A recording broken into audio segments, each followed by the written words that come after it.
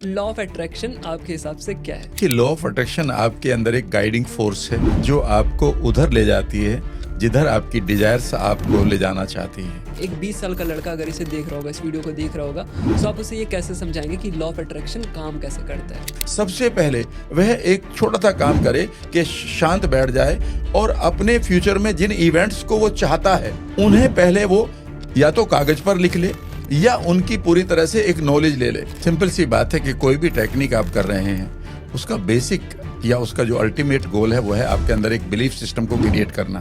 तो हर चीज पर हाउ आपके कंट्रोल में नहीं है, हाउ को यूनिवर्स को भी करने दो, वह सिचुएशन क्रिएट हो जाएगी ऑटोमेटिकली। ये मैं नहीं कह रहा हूँ, ये क्वांटम कॉन्शियसनेस कहती है। तो एनएलपी है क्या और किस तरह से लॉ ऑफ अट्रैक्शन में आपकी हेल्प करती है? तो एनएलपी बेसिकली आपके माइंड के 86 बिलियन न्यूरॉन को, आपके हार्ट कॉन्शियसनेस को और आपके गट ब्रेन को चलाने के लिए और सही डिजायर्ड रिजल्ट तक पहुंचने के लिए आपकी जो हेल्प करती है वो एनएलपी है। अगर आप 1 घंटे के लिए लॉ ऑफ अट्रैक्शन कर रहे हो और 23 घंटे के लिए इस पागलपन की दुनिया में रह रहे हो तो याद रखिएगा कि आप जीवन भर इंसुलेशन नहीं कर पाएंगे अपने माइंड का।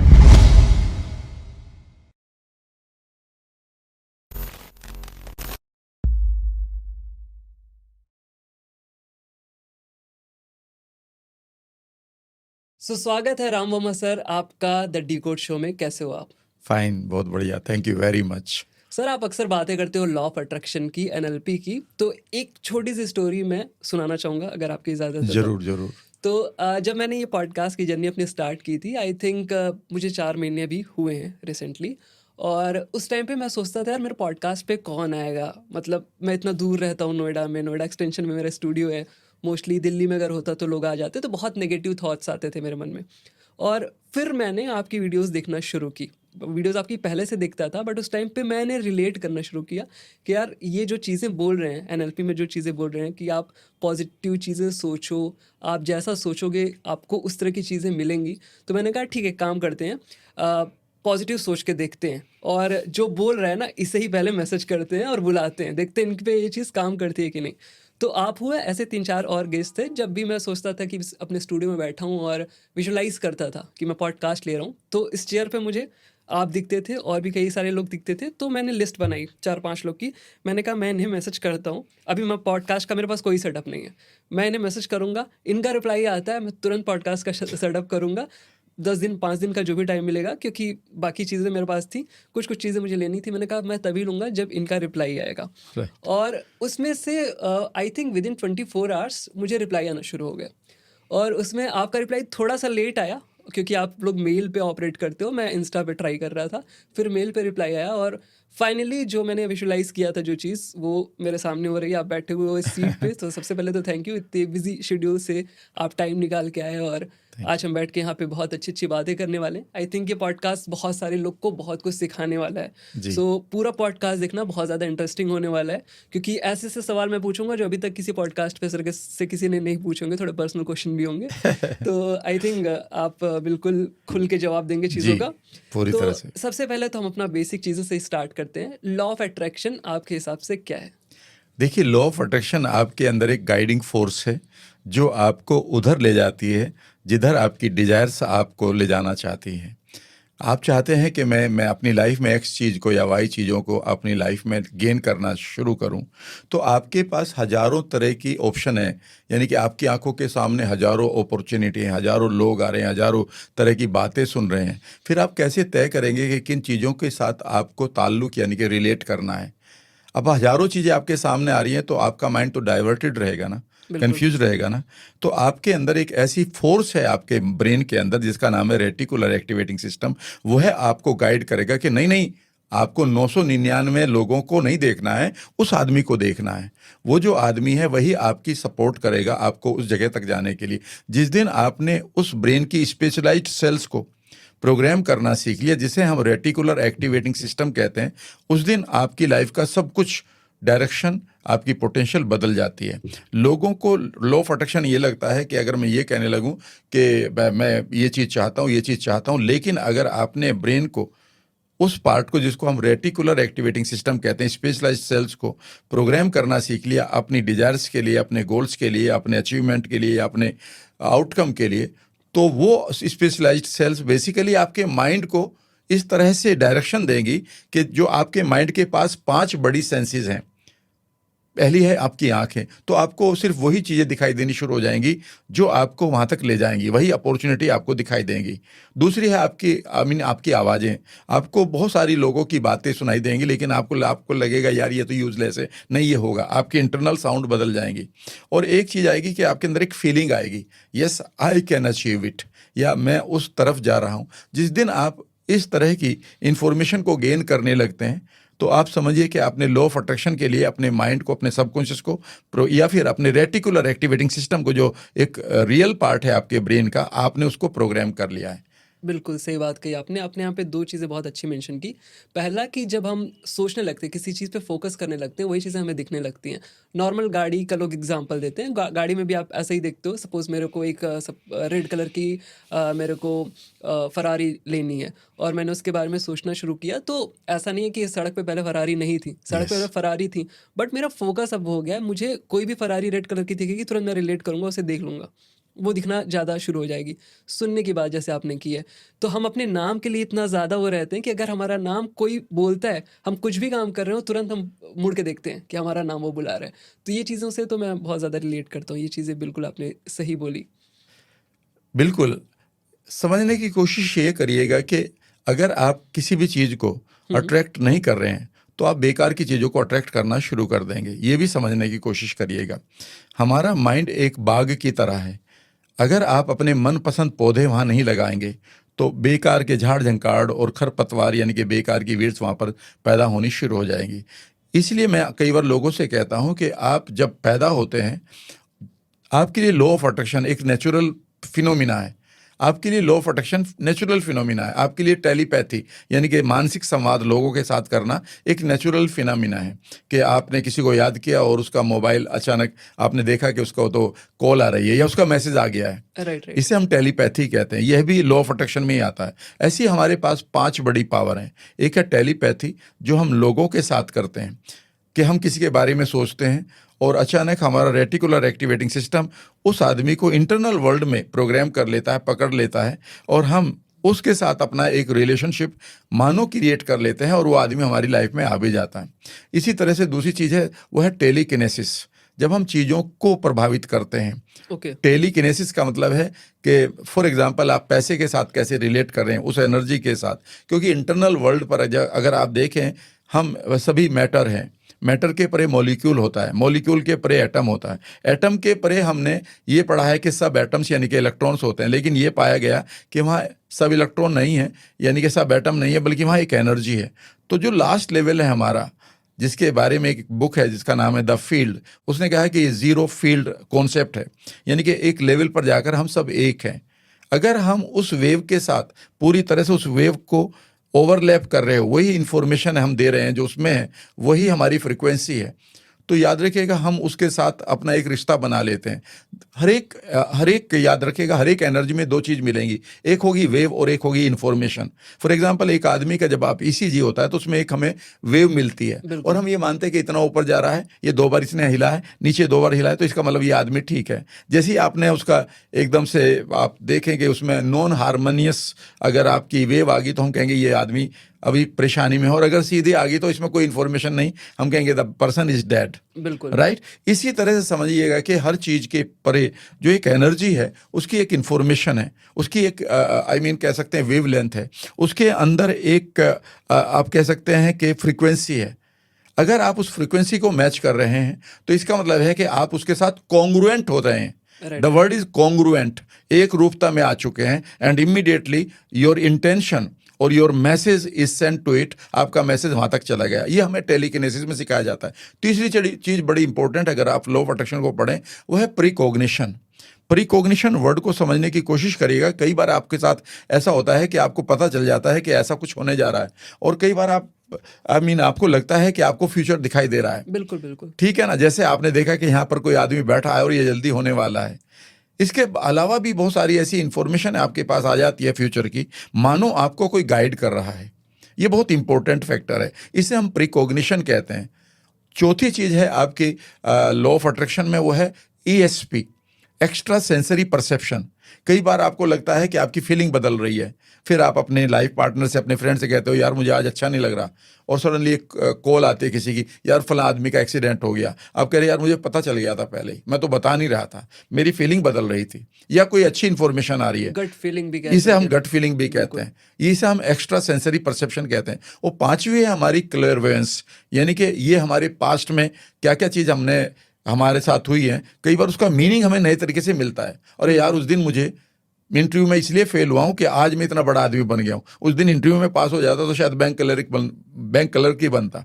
तो जब हम एक नई इंफॉर्मेशन को लेते हैं, इसे हम क्लेयरवॉयंस कहते हैं। ये 5 एरिया आपके पास नेचुरली जब आप पैदा होते हैं ना, ये आपके पास आती हैं। गड़बड़ ये हो जाती है कि हम अपनी सब्जेक्टिव एक्सपीरियंस को इतना ख़राब कर लेते हैं, हमारे अंदर रिवेंज आ जाता है, ब्रेकअप आ जाते हैं, फेलियर्स आ जाते हैं, एब्यूजेज आ जाती हैं, आप कह सकते हैं कि बीमारियां आ जाती हैं, लोगों की डिस्टोर्टेड इन्फॉर्मेशन आ जाती है, सेल्फ इमेज का डिस्टोर्शन आ जाता है। इसलिए हम इन 5 प्रक्रियाओं को खराब कर देते हैं। बाकी अदरवाइज ये पूरी तरह से नेचुरल है।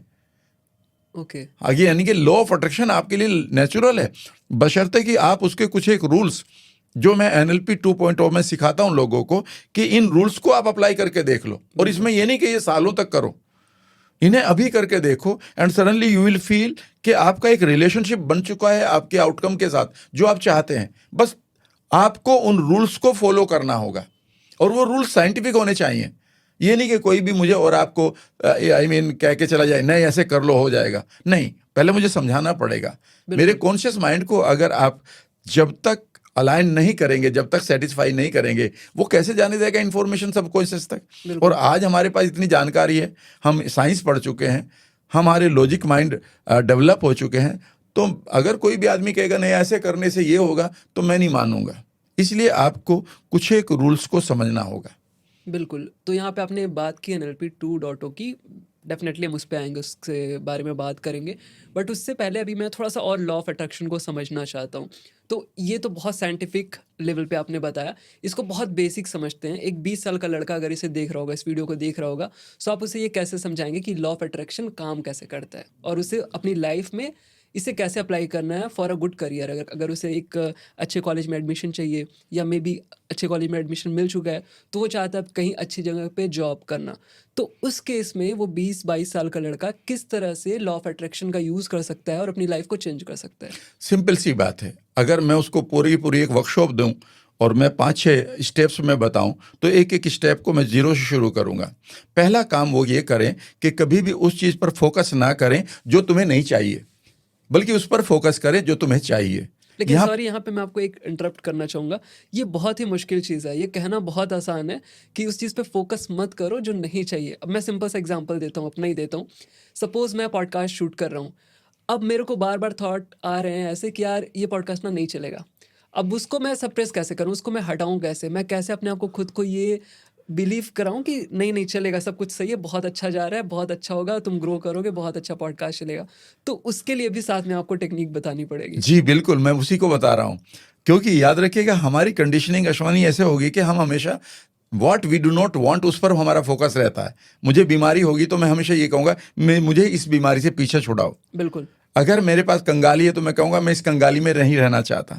मैं इस घर में अगर दुखी हूँ तो मैं कहूँगा मैं इस घर को छोड़ना चाहता हूँ। ठीक है ना। अगर मैं सिगरेट पीने लगा तो मेरा गोल ये बन जाता है मैं सिगरेट छोड़ना चाहता हूँ। याद रखिएगा ये सारे के सारे गोल, इन्हें हम NLP में कहते हैं कि moving away from the pain. ये सारे के सारे पेन से मूव कर रहे हैं। लेकिन अब सवाल उठता है कि मैं क्या टेक्निक लगाऊं कि मुझे मूव फॉरवर्ड गोल मिले, यानी कि वो गोल मिले जो मैं चाहता हूं। इन दोनों में बड़ा फर्क है।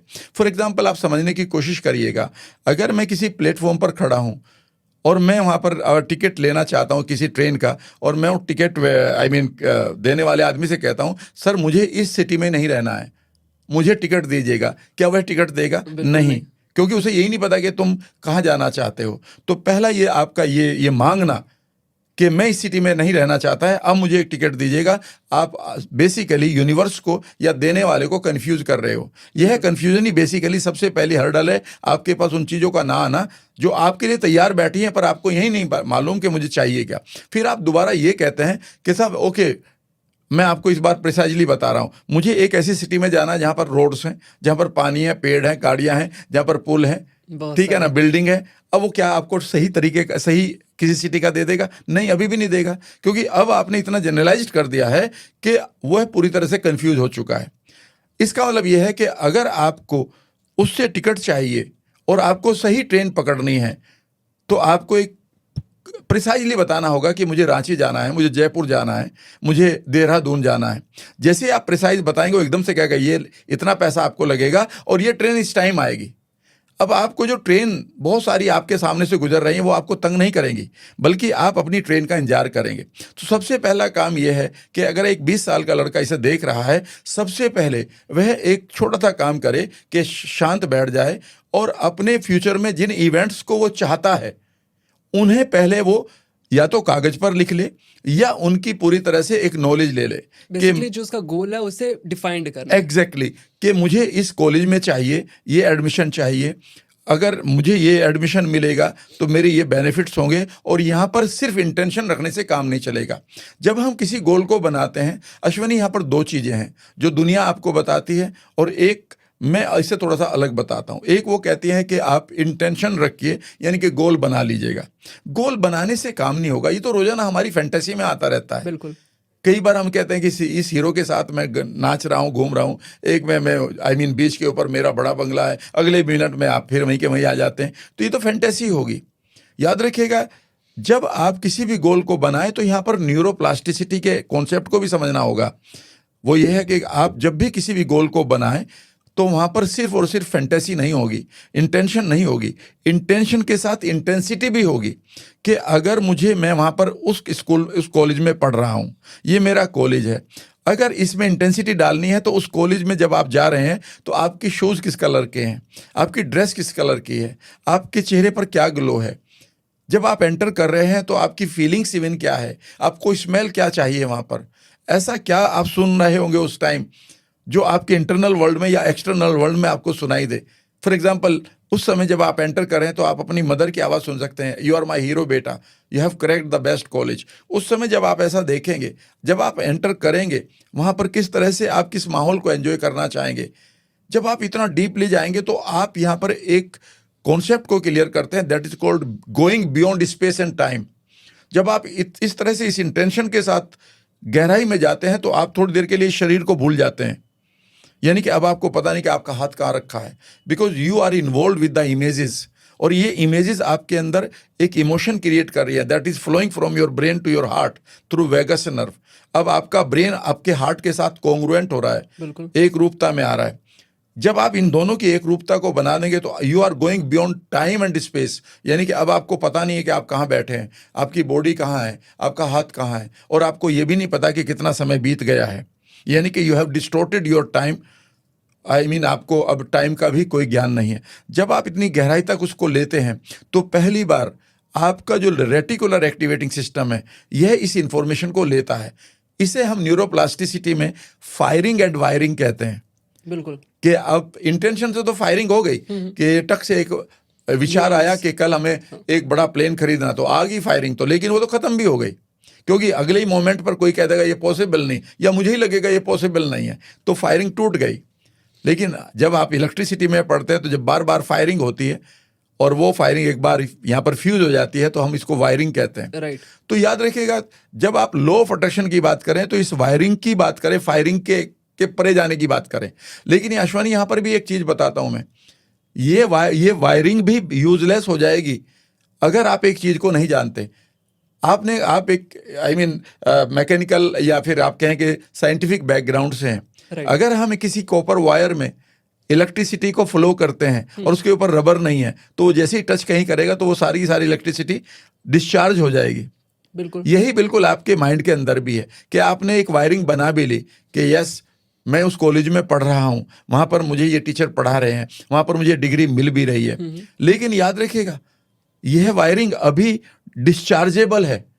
तो आपको क्या करना होगा, यहाँ पर आपको माइंड के एक हार्मोन को समझना होगा टेक्निकली। उसका नाम है माइलिन इंसुलेशन। माइलिन नाम का एक हार्मोन हमारे ब्रेन में होता है, MYELIN।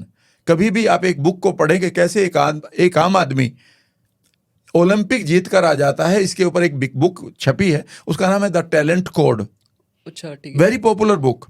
तो टैलेंट कोड में ये बताया है कि सिर्फ और सिर्फ इमेजिनेशन करने से, विजुअलाइजेशन करने से आपको वो रिजल्ट नहीं मिलते, बल्कि इस विजुअलाइजेशन के ऊपर, इस वायरिंग के ऊपर आपको इंसुलेशन की, उस हार्मोन की एक इंसुलेशन भी करनी होगी, इसको कवर करना होगा, ताकि जो आपकी इंटेंशन है वो डिस्चार्ज ना हो। लोग भले ही आपको कितना भी बोले, अरे वो तो बड़ा मुश्किल है, मेरे भाई ने भी कोशिश की थी, कुछ भी नहीं हुआ, तेरा भी नहीं होगा, तेरे तो इतने मार्क्स भी नहीं है।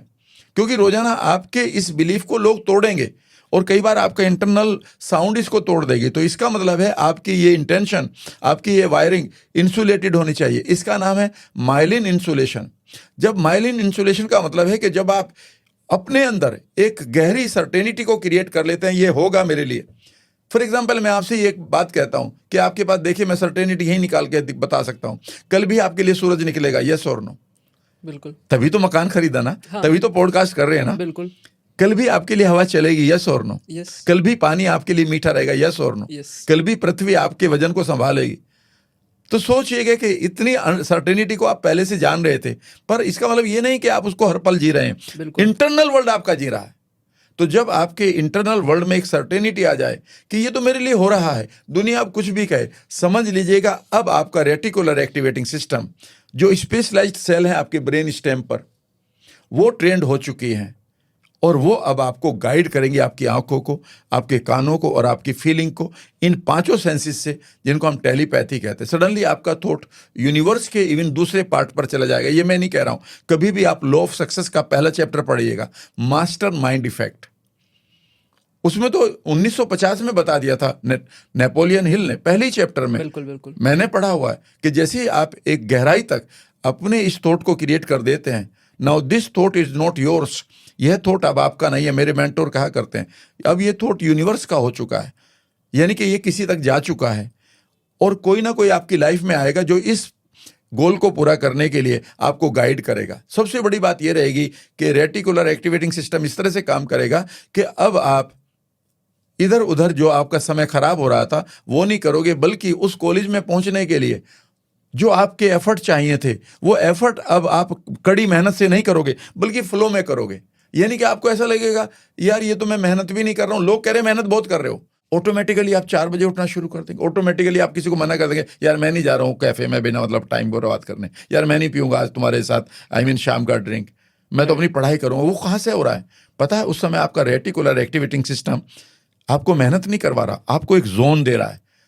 जीवन में लोग उसे मेहनत कहेंगे, मैं उसे कहता हूं the person is in the zone.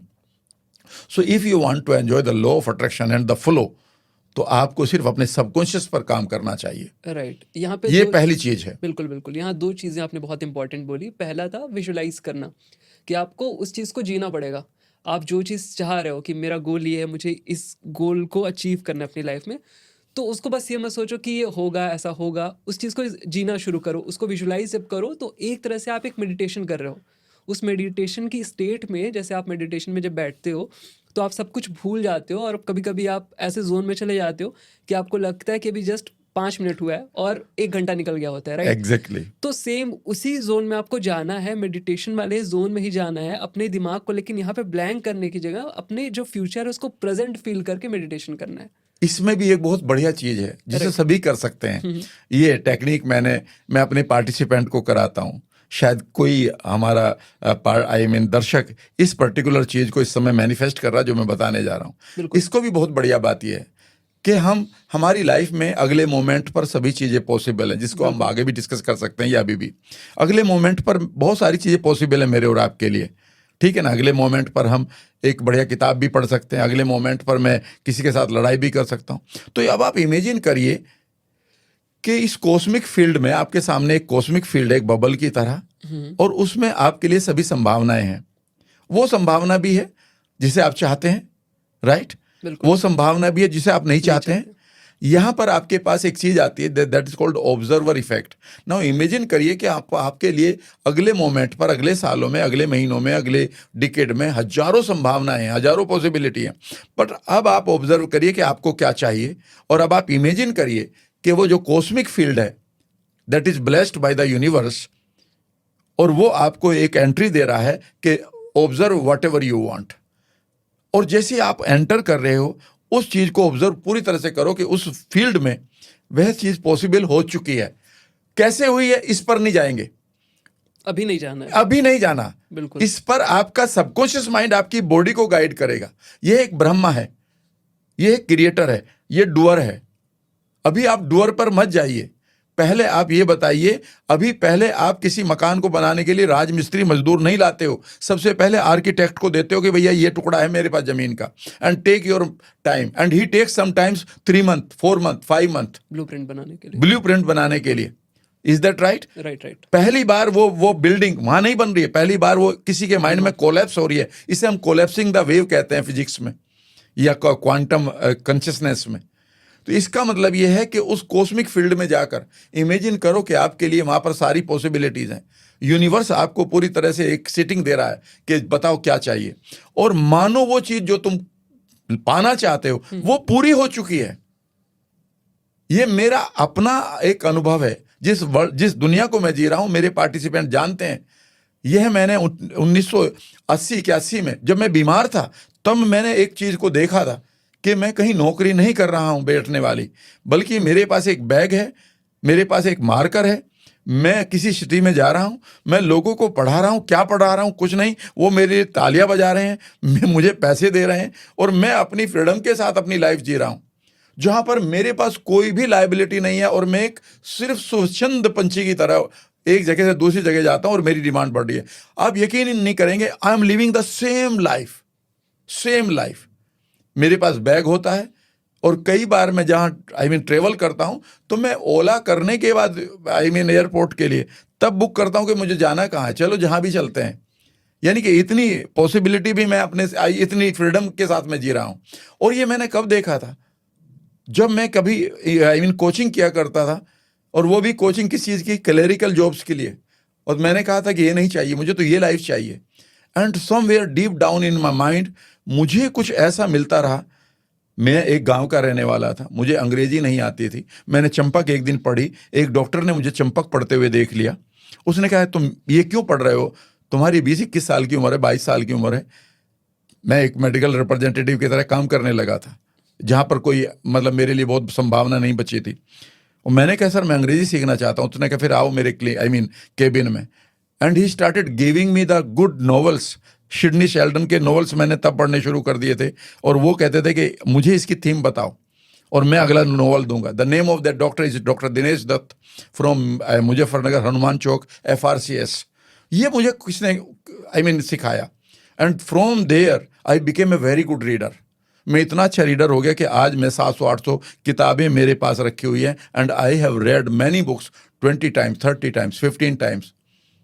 बिल्कुल। इसका मतलब है कि कोई पावर मुझे मेरे गोल तक पहुंचाने के लिए मुझे हेल्प कर रही है। मैंने हाउ नहीं ढूंढा था, और जो हाउ मुझे मिल भी रहा है अश्वनी, वो मैंने कभी डिजाइन ही नहीं किया था।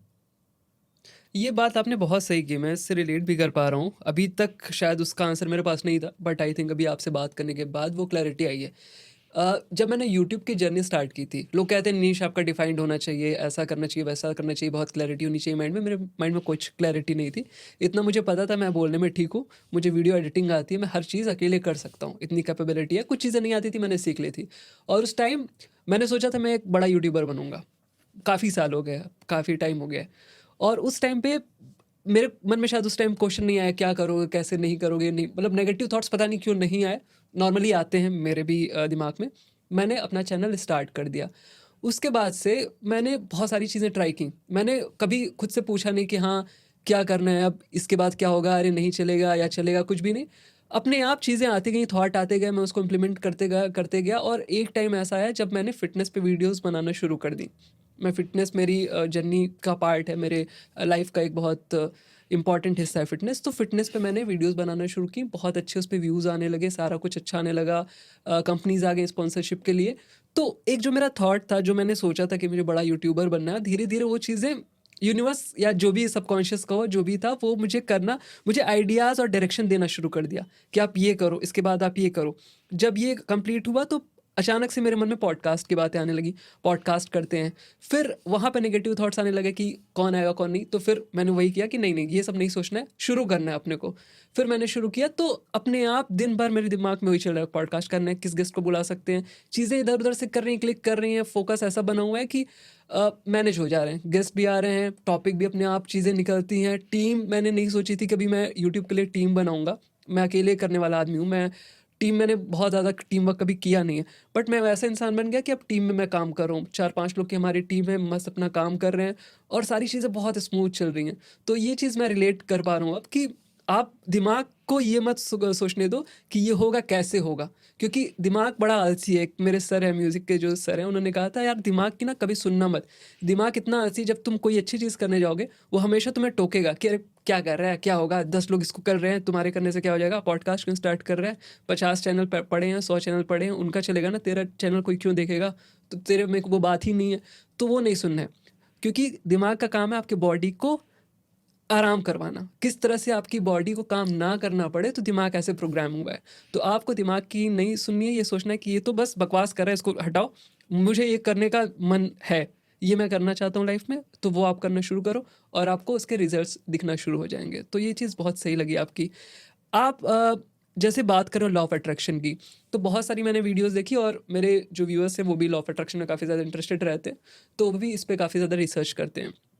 वहाँ बातें होती हैं टेक्निक्स की, 369 है, 555 टेक्निक है, तो टेक्निक की क्या इम्पोर्टेंस होती है लॉ ऑफ अट्रैक्शन के फील्ड में?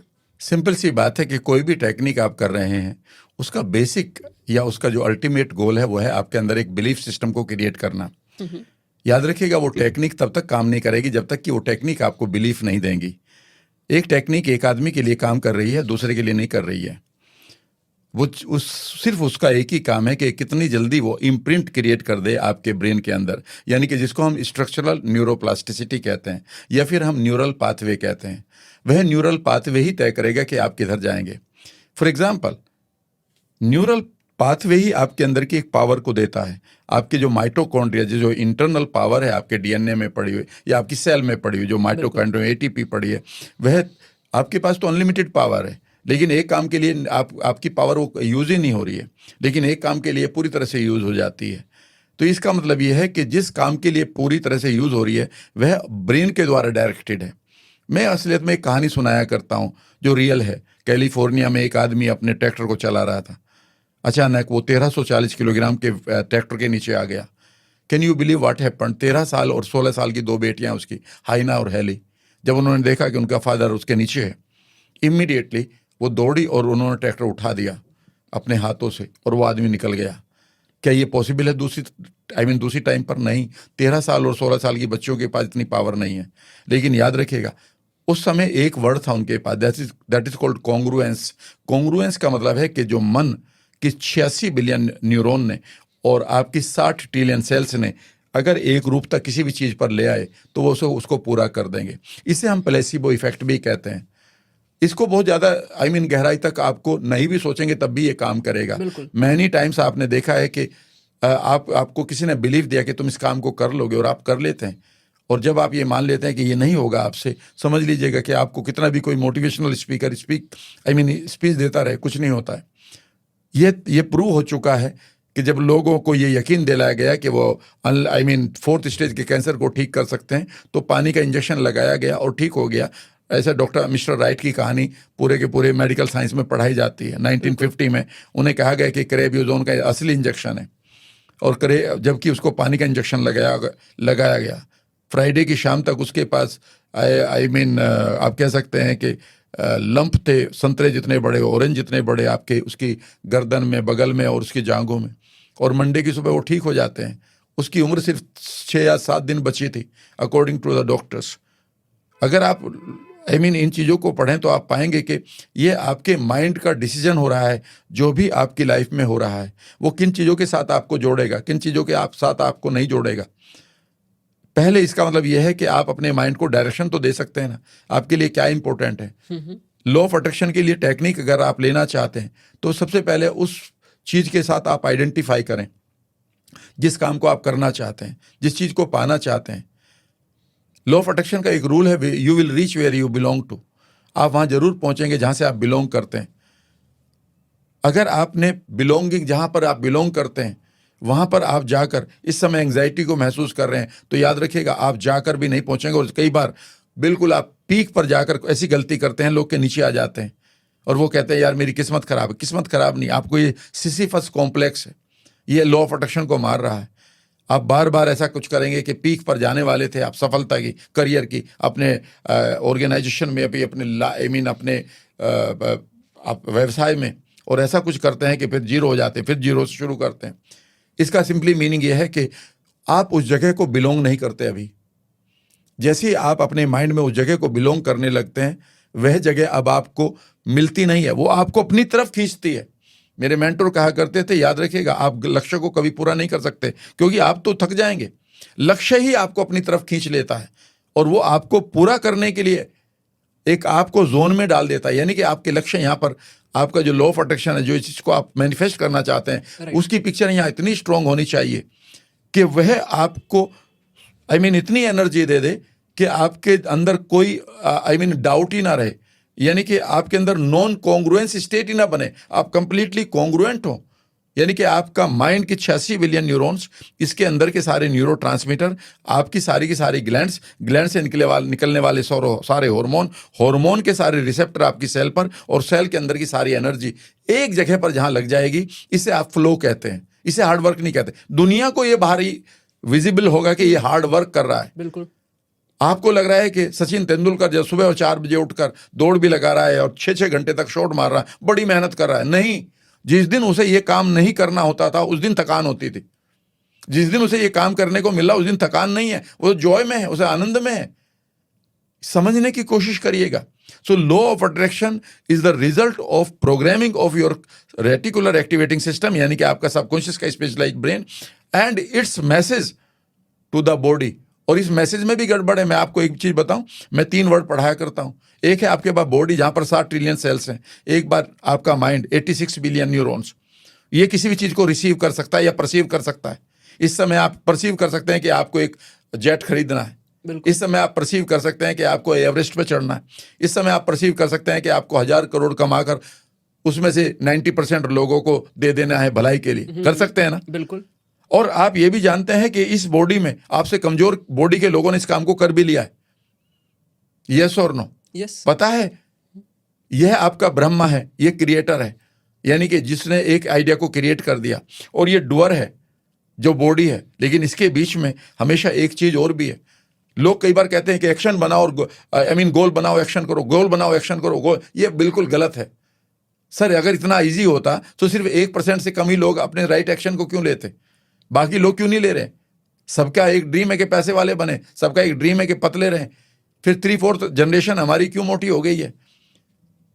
पता है इसका रीजन क्या है? यहां पर आप एक गोल बना सकते हैं, वो 2 मिनट का काम नहीं, वो तो 2 सेकंड का काम है। मुझे एक प्लेन खरीदना, हो गया ना? हाँ। ठीक है ना? मुझे इस समय व्हाइट हाउस में बैठना है, बिल्कुल। प्रेसिडेंट ऑफ अमेरिका के साथ, मुझे तो पीएमओ में बैठना है मोदी जी के साथ। बन गई गोल तो। और मुझे पता है ये बॉडी कर भी लेगी, कर भी सकते हैं। किसी ने तो किया है ना। सवाल है इसके बीच में एक वर्ड है, दैट इज कॉल्ड परमिशन। आपके पास क्या ये नर्व, जो मैसेज यहां पर गया है, क्या ये आपके हार्ट को डिलीवर हुआ वेगस नर्व से? क्या ये आपके गट को डिलीवर हुआ, जहां आपका सेकंड ब्रेन और 70% आपकी हीलिंग और इम्यूनिटी और डिसीजन पावर पड़ी है? अगर आप कहते हैं नहीं इसकी कोई जरूरत नहीं, अरे भाई यही तो आपकी नॉलेज नहीं पता। It should reach to your every cell. ये तो आपका ब्रह्मा है, ये आपका महेश है जो तो तांडव करने के लिए तैयार है। सवाल यह है कि परमिशन जो विष्णु देगा वो कहाँ है?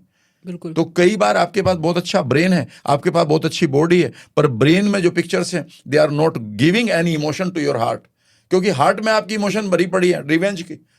जब भी आपको लॉ ऑफ अट्रैक्शन को समझना पड़ेगा, सबसे पहले आपको हार्ट को समझना पड़ेगा। आपके हार्ट के पास कभी भी बेकार की इमोशन नहीं होनी चाहिए, जैसे रिवेंज है, जेलसी है, हेट्रेड है, फोबिया है, ओवरवेलमिंग फीलिंग्स हैं। और 4 फीलिंग्स हमेशा यहाँ होनी चाहिए। नंबर 1 है फॉरगिवनेस। आपको खुद को फॉरगिव करना होगा क्योंकि पास्ट में आप गिल्ट के शिकार ना हो। दूसरा है आपका लव एंड कंपैशन। ऐसा ना हो कि आप सेल्फ डिस्ट्रक्टिव पैटर्न ही खेल रहे हो, बार बार उन्हें अट्रैक्ट करेंगे आप। ऐसे कैसे हो जाएगा कि आपने एकदम से लॉ ऑफ अट्रैक्शन की 2 टेक्निक लगा ली और पूरा हो जाएगा? कई लोग कहेंगे मेरा पूरा हो गया। भाई साहब 100 में से 2 लोगों के अगर कोई काम पूरा हो रहा है ना, वो रूल नहीं बनता। रूल वो बनता है, अश्वनी जी आप भी मैथमेटिक्स स्टूडेंट है, कि 100 में से 90 लोगों के ऊपर कोई चीज काम कर रही है तो वो रूल है। बिल्कुल।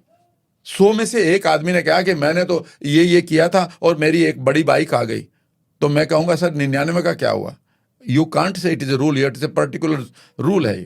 तो रूल ऐसा बनाना पड़ेगा जो सबके लिए है। तो पहली चीज है कि आपके हार्ट में कोई रिवेंज नहीं होना चाहिए, कोई ओवरवेलमिंग फीलिंग नहीं होनी चाहिए, आपके पास फोबिया नहीं होना चाहिए, आपके पास एब्यूज चाइल्डहुड नहीं होना चाहिए, आपके पास ब्रेकअप का पेन नहीं होना चाहिए, आपके पास अनवर्दीनेस नहीं होनी चाहिए।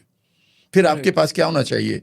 अगर ये हैं भी तो कोई प्रॉब्लम नहीं है। इनको ठीक करने के लिए पहली है फॉरगिवनेस। आप लोगों को फॉरगिव करें, अपने आप को करें, उन इवेंट्स को करें जहां पर आप खुश नहीं हैं। दूसरा है लव एंड कंपैशन, खुद के लिए और दूसरी दुनिया के लिए एक स्पेशल कंपैशन रखिए, करुणा का भाव रखें। तीसरा है अबंडेंस, यानी कि आपका फोकस सिर्फ ये ना जाए कि क्या नहीं है यहाँ पर, बल्कि फोकस ये रहे कि अभी भी मेरे पास क्या है। ग्रेटिट्यूड से भी कनेक्ट कर सकते हैं। ग्रेटिट्यूड फोर्थ है। राइट, तो ओके।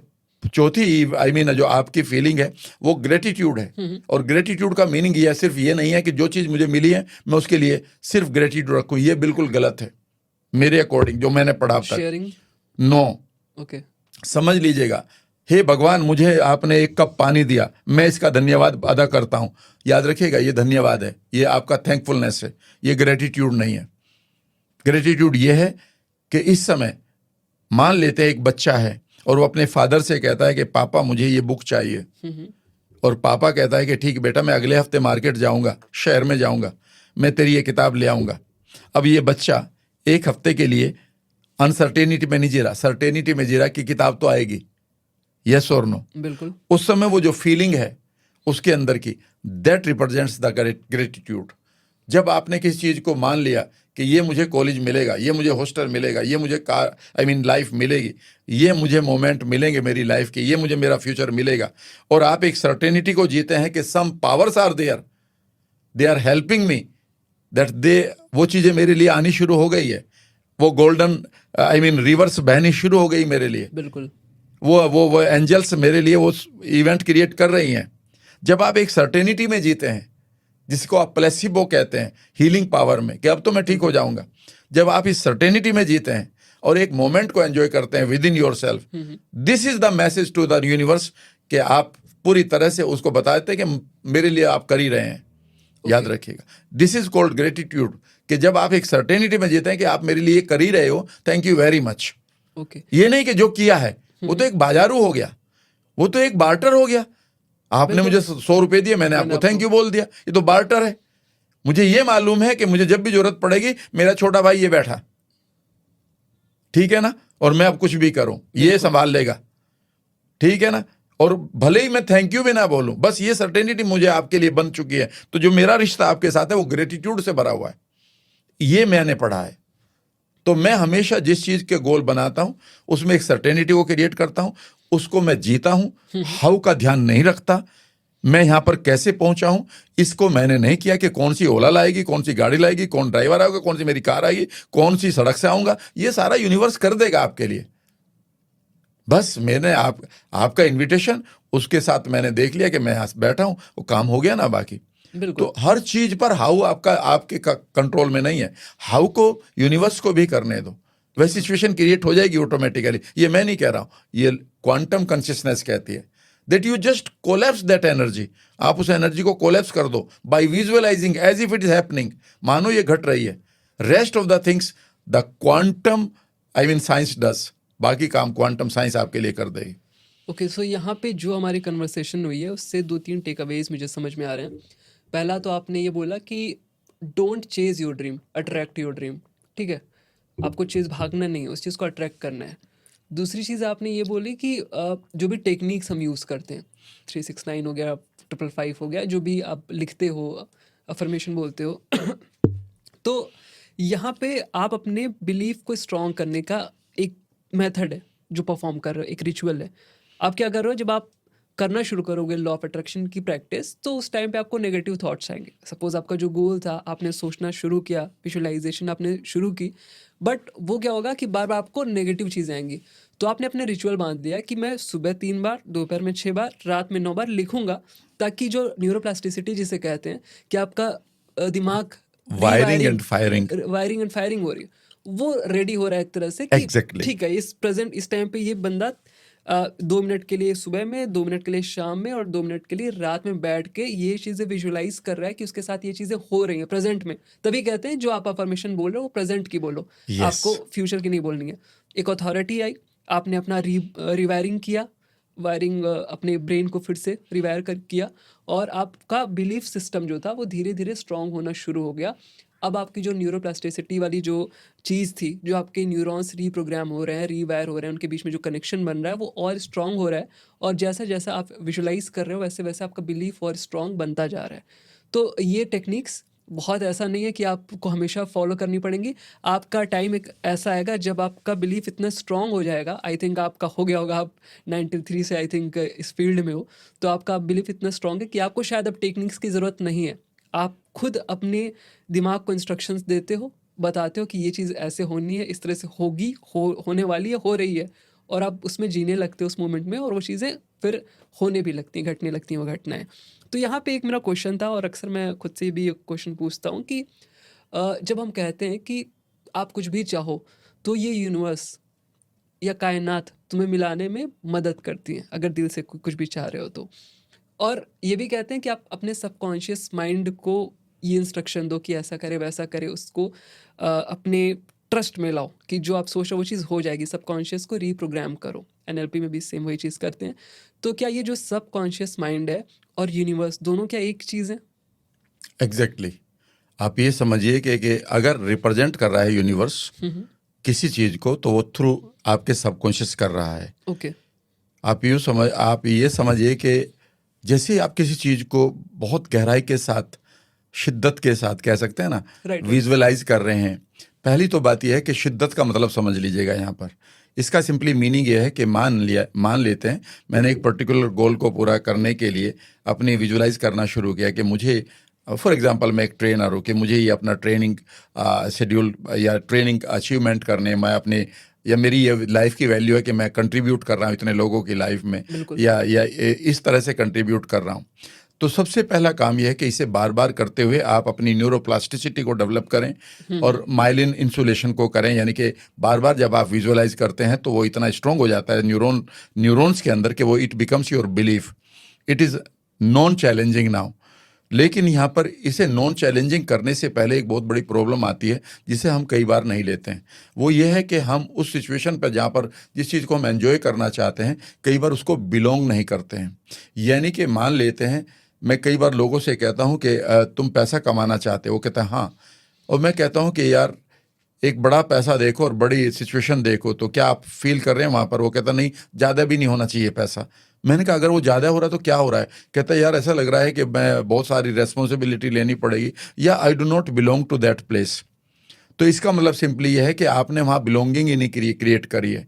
उस सिचुएशन पर देखकर यहाँ पर एक गेम खेलना होगा आपको कि जो अचीवमेंट आप लाइफ में चाहते हैं, उन अचीवमेंट को मानो वो आप पूरे हो रहे हैं, उस जगह पर आप पहुंच चुके हैं, उन लोगों के साथ हैं, उस रिवार्ड को जी रहे हैं, उस देश में आप पहुंच चुके हैं। Now find is there any anxiety in you? अगर आपके किसी बॉडी लेवल पर कोई एंग्जाइटी आ रही है तो इसका मतलब है बॉडी ने रिजेक्ट कर दिया है। आपका जो बॉडी सबकॉन्शियस है, जहाँ पर उसकी एक विजडम पड़ी हुई है, उसने इस गोल के लिए जो माइंड ने बनाया है इमेजेस, जो माइंड के विजुअल्स हैं, वो आपके हार्ट ने, गट ने और आपकी बॉडी सेल्स ने मना कर दिया है। याद रखिएगा, इसके लिए अभी परमिशन नहीं मिली है। यहाँ पर आपको चाहिए कि आप किसी बढ़िया से मेंटोर के साथ बैठकर आप अपनी बॉडी के अंदर जो एंग्जाइटी आ रही है उस खूबसूरत गोल के लिए वह नहीं होनी चाहिए, अदरवाइज आपकी बिलोंगिंग तय नहीं हुई। एक माइंड तो कह रहा है कि मुझे यहाँ जाना है, पर बॉडी कह रही है कि वहाँ जाकर तो मुझे डर लग रहा है। यानी कि आप वहाँ के हुए ही नहीं है, रिलेट ही नहीं हुआ अभी तक। यह ध्यान रखना होगा। इसका मतलब ये नहीं है कि इसको आप भूल जाएंगे। किसी न किसी दिन ऐसा होगा कि आप बहुत नज़दीक होंगे अपने गोल्स के, वह लॉ ऑफ अट्रैक्शन आपकी तरफ आ रहा होगा, बट आप पूरी तरह से कॉन्ग्रुएंट यानी कि एक रूपता में नहीं है। इसलिए इंटेंसिटी बहुत ज़रूरी है। ऐसा ना हो कि मन की इंटेंसिटी तो है पर बॉडी आपके अगेंस्ट जा रही है। और यही रीज़न है कि कई बार आप बड़ी मेहनत करते हैं, बहुत क्लोजली आप अपनी गोल्स के पास चले जाते हैं, अचानक ऐसा कुछ होता है कि उस गोल को मिस कर देते हैं। फिर आप कहते हैं कि यार मैं लास्ट मोमेंट पर मेरे पास क्लाइंट आता है, लास्ट मोमेंट पर मुझे लगता है कि मैं इस सक्सेस के नज़दीक हूँ, लेकिन कुछ गड़बड़ करता हूँ। इसलिए गड़बड़ करते हैं कि आप जेनेटिक लेवल पर अपने एक्सप्रेशन को नहीं बदला है अभी आपने। हो सकता है इस समय भी आपके पास बेकार के बिलीफ पड़े हों, हो सकता है आपके चाइल्डहुड की अभी भी मेमोरीज आपका पीछा कर रही हो सकता है आपके पास कोई ट्रॉमा अभी भी ब्रेन के अंदर चल रहा हो सकता है अभी भी आप यही मानते हो कि non devil is better than unknown devil, यानी कि आप बड़ी सफलता को एक डेविल की तरह ले रहे हो और इस मुसीबत को भी डेविल की तरह ले रहे हो जो प्रेजेंट की है। पर एक रूल होता है कि नॉन डेविल कम से कम बेटर है अननोन डेविल से। इसीलिए आप अपने स्टेटस को यानी कि यथास्थिति यानी कि वर्तमान की स्थिति में ही कई बार रहना सीख जाते हैं, क्योंकि आप मानते हैं पता नहीं फ्यूचर में प्रॉब्लम आ गई तो। अगर आपके पास कोई भी अनवांटेड इंटरनल साउंड्स है तो आप उनको म्यूट करें। इमेजिन करें कि वो सारी साउंड आपके इस अंगूठे में आ गई है, उन्हें उल्टा घुमाए, उसे स्टैमरिंग करवाएं इन आवाज़ों की, इनको फनी बनाएं, इन्हें डोनाल्ड डक बनाएं, इन्हें मिक्की माउस बनाएं, किसी कॉमेडियन के रूप में इन आवाज़ों को देखें और एक अच्छी आवाज़ इस अंगूठे से वापस डालें। Yes, I deserve big rewards, I am enjoying that moment, मैं इस समय वहाँ पर ये कर रहा हूँ, और उसे प्रेजेंट में जिए कि मानो आप उस मोमेंट को जी रहे हो। जैसे ही आप उस मोमेंट को जीते हैं तो याद रखिएगा ये फ्यूचर की इवेंट को आपका माइंड ब्रेन कोलैप्स करने लगता है यूनिवर्स में जाकर। ये मैं नहीं कह रहा हूँ, ये क्वांटम कॉन्शियसनेस पढ़ाई जा रही है कि you are creating the event and that event will find you one day. ये इवेंट आपको एक दिन खींच लेगी अपनी तरफ। बिल्कुल। ये तो बातें थी लॉ ऑफ अट्रैक्शन की। आई थिंक काफ़ी लोगों को इसके बारे में समझ में आ गया होगा। और यहाँ अब हम बात करना चाहते हैं एनएलपी के बारे में। जैसे एनएलपी की अगर बात करें तो इंडिया में आई थिंक एनएलपी आपने ही लाया था, 93 से आप कर रहे हो, तब मैं पैदा हुआ था। और इतना आपको एक्सपीरियंस आई थिंक उससे पहले से आप प्रैक्टिस कर रहे होगे। 93 से आप बात करना शुरू किया था एनएलपी के बारे में। तो एनएलपी है क्या और किस तरह से लॉ ऑफ अट्रैक्शन में ये आपकी हेल्प करती है? देखिए, एनएलपी एक तरह से आप समझिएगा कि आप एक फ्रीजर भी खरीदते हैं तो आपको एक बुकलेट मिलती है कि इसको कैसे ऑपरेट करना है। आप कैमरा जो हमने ऑन किया है उसको भी हमारा कैमरामैन ने पढ़ा है कि ये कैसे ऑपरेट करता है। हर एक चीज़ को ऑपरेट करने के लिए एक कंप्यूटर को हम खरीदते हैं तो ऑपरेट करना आता है, सॉफ्टवेयर को कैसे चलाना है ऑपरेट करना आता है। अगर आप ये कहें कि जब आप पैदा होते हैं तो आपके पास ब्रेन में उस टाइम 86 बिलियन ब्रेन सेल दी जाती हैं, ठीक है ना, जो खाली है, उनमें से कुछ भरी हुई है जिनमें ये प्रोग्रामिंग पड़ी है कि आपकी बॉडी कैसे चलेगी, रेस्ट इज बिल्कुल खाली है। जब आप पैदा होते हैं तो आपको 60 ट्रिलियन सेल्स दी जाती हैं, ग्लैंड्स दी जाती हैं, ठीक है ना, जो हर टाइम प्रोटीन बना रही है आपको बड़ा करने के लिए। आपकी बॉडी के अंदर जो आपकी सेल्स हैं, मैं एक जगह पढ़ रहा था डॉक्टर जॉ डिस्पेंजा की किताब में कि 40,000 तरह की प्रोटीन को वो रेगुलेट करती है और 1 लाख तरह की प्रोटीन आपकी सेल्स बनाना जानती है।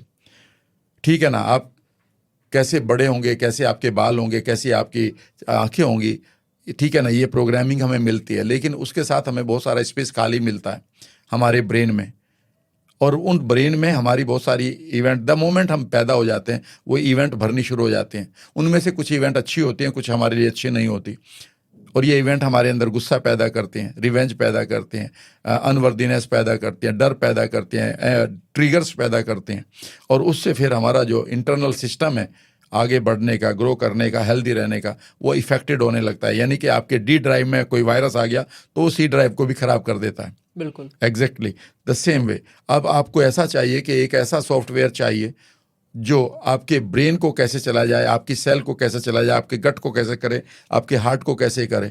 इसी का नाम एनएलपी है। और अगर इसमें एनएलपी में आप थोड़ी सी और चीज़ जोड़ दें कि यहाँ तो आपने बना लिया एक बढ़िया सा गोल, लेकिन आपके हार्ट के अंदर उसकी परमिशन ही नहीं मिली, या आपके अंदर इंस्टिंक्ट ही नहीं आई गट के अंदर, क्योंकि गट में आपका सेकंड ब्रेन है और हार्ट में आपका थर्ड ब्रेन है। तो इन तीनों ब्रेन का जो सिंक्रोनाइजेशन है, ये मेरा एनएलपी 2.0 है। राइट। जिस पर आप फ्रंटल लोब एक्टिवेशन की बात करते हैं, जिसमें मैं हिप्नोसिस की बात करता हूँ, जिसमें मैं हार्ट कॉन्शियसनेस की बात करता हूँ, गट इंस्टिंक्ट की बात करता हूँ। तो एनएलपी बेसिकली आपके माइंड के 86 बिलियन न्यूरॉन को, आपके हार्ट कॉन्शियसनेस को और आपके गट ब्रेन को चलाने के लिए और सही डिजायर्ड रिजल्ट तक पहुंचने के लिए आपकी जो हेल्प करती है वो एनएलपी है। इसको अगर आप लॉ ऑफ अट्रैक्शन से समझे पहले, यद्यपि मैं लॉ ऑफ अट्रैक्शन के साथ मैं बहुत बड़े एरिया को कवर करता हूँ, वो है बीमारियाँ, वेलनेस, लेकिन लॉ ऑफ अट्रैक्शन के लिए अगर आप अपने आई मीन एनएलपी को यूज़ करना चाहते हैं तो 4-5 स्टेप में ज़रूर उनको लें। पहली चीज़ है, आप अपने पास्ट से पीछा छुड़ाएं। हो सकता है आपके पास्ट में कोई भी ट्रॉमेटिक या पेनफुल मेमोरीज पड़ी हैं, आप उन्हें एनएलपी से ठीक कर सकते हैं। कैसे, मतलब मेथड क्या है? बहुत सिंपल मेथड, ऐसे तो मैं सभी को सिखाता हूँ। हाँ। मेरी फ्री वर्कशॉप में भी सिखाता हूँ। जब भी आपके पास कोई पेनफुल मेमोरी है, वो चाइल्डहुड की भी हो सकती है। बट कई लोगों को पता नहीं होती कि ये मेमोरी क्या थी जिसकी वजह से मान प्रॉब्लम लेते आ हैं रही है। किसी को पता है, पहले उसकी बात कर लेते हैं। ठीक है, बिल्कुल। ठीक है ना? तो आप इस छोटा सा 2 या 3 मिनट का एक एक्सरसाइज करें। वह मेमोरी या तो विजुअल्स में पड़ी होती है, या ऑडियो में, या फीलिंग्स में। बिल्कुल। ठीक है ना? यूजुअली कई बार वो कहते हैं मुझे आवाज़ नहीं आ रही, कोई बात नहीं, तो विजुअल आ रहे हैं, हाँ जी, एक आदमी ने मेरा पीछा किया था, या एक मेरे ऊपर अटैक हुआ था, ये किसी ने मुझे पकड़ के मारा था, या किसी ने मुझे गाली दी थी, वो चेहरा भी दिखाई दे रहा है और वो पिक्चर भी है, या ठीक है किसी ने मुझे मोलेस्ट किया था। बिल्कुल। ठीक है ना? इसी तरह की तो होती है ना। उसमें 2-3 सीन ऐसे होते हैं जो सबसे ज़्यादा तंग करते हैं। आप कभी भी करके देख लेना। इस समय में मेरे दर्शक भी देख रहे हैं। आप कुछ ना करें, कंधे सीधे करके बैठ जाएं और इमेजिन करें कि आपके सामने एक गिलास वॉल है, ट्रांसपेरेंट। उस गिलास वॉल के परे इमेजिन करिए कि एक टेबल पड़ी है, टेबल के ऊपर एक टीवी रखा है या एलसीडी रखा है और उसका रिमोट कंट्रोल मेरे हाथ में है। इमेजिन करिए आंखें बंद करके जैसे ही पहला बटन दबा रहे हैं, और इमेजिन करिए वो इमेज अब आपके आई मीन टीवी स्क्रीन पर जा रही है। इसे 2-3 बार करेंगे कि नहीं, कई बार तो यही दिखाई देगी, पर आप इमेजिन करना है कि वो जो घटना घटी थी वो टीवी में मैं देख रहा हूं। हाँ। ये पहला काम हो गया। दूसरा काम देखेंगे इसमें कौन कौन से आई मीन सीन्स हैं जो मुझे तंग कर रहे हैं। उसमें एक सीन आएगा कि एक आदमी आ रहा है, दूसरा वो अब मुझे इंसल्ट कर रहा है, अब वो जा रहा है, उसमें मैं रो रहा हूं। जो भी 2-3 सीन आते हैं, ये इतने ही आते हैं। बिल्कुल। उसके बाद आपको कुछ नहीं करना है कि आप सबसे पहला काम करें, एक बटन दबाएं, इमेजिनरी अपने अंगूठे को इस्तेमाल कर लें और इमेजिन करें कि आप उस टीवी के वॉल्यूम को 0 कर रहे हैं। तो वॉल्यूम वाली लाइन को घटते हुए देखें, 10 9 8 7 6 5 4 3 2 1 0 पर कर दें। अब आप दोबारा उस मेमोरी को मेंटल स्क्रीन पर आंखें बंद करके देखें कि अब आपको म्यूट हो रही है, सन्नाटा कर दें। ये हो जाएगी 2 या 3 बार में। बिल्कुल। उसके बाद आप इमेजिन करें कि आपने एक बटन दबाकर गिलास वॉल को ग्रे कलर डाल दिया है, या फिर आपने अपने टीवी के सारे आई मीन मोड को ब्लैक एंड व्हाइट में डाल दिया। अब आप वहां पर जितनी भी चीजें थी ब्लैक एंड व्हाइट में कर दो। कई बार उस आदमी की आंखें आपको लाल दिखाई देती है तो डरते हो अभी भी, तो इमेजिन करो वो ब्लैक एंड व्हाइट हो गई, उसके कपड़े जो थे वो ब्लैक एंड व्हाइट हो गए, आसपास की जो बैकग्राउंड थी सब ब्लैक एंड व्हाइट होगी, कोई खून खराबा देख रहे थे वो भी ब्लैक एंड व्हाइट हो गया। बिल्कुल। ठीक है ना? तो ब्लैक एंड व्हाइट के साथ हमारे माइंड का डिसोसिएशन होता है, we do not like it, या we do not get in I mean motivated. तीसरा काम करेंगे जो सबसे इंपॉर्टेंट है, वो है कि एक बटन दबाकर उन मूवमेंट को, उन गति को, उस मूवमेंट को बंद कर दो जो तुम्हें तंग कर रहा है। कोई आपकी तरफ आया था वो वहीं रुक गया। ओके। आप गिरे थे, आप रुक गए। ठीक है ना? कोई दौड़ा था वो रुक गया, कोई चिल्लाया था उसका मुंह वहीं रुक गया।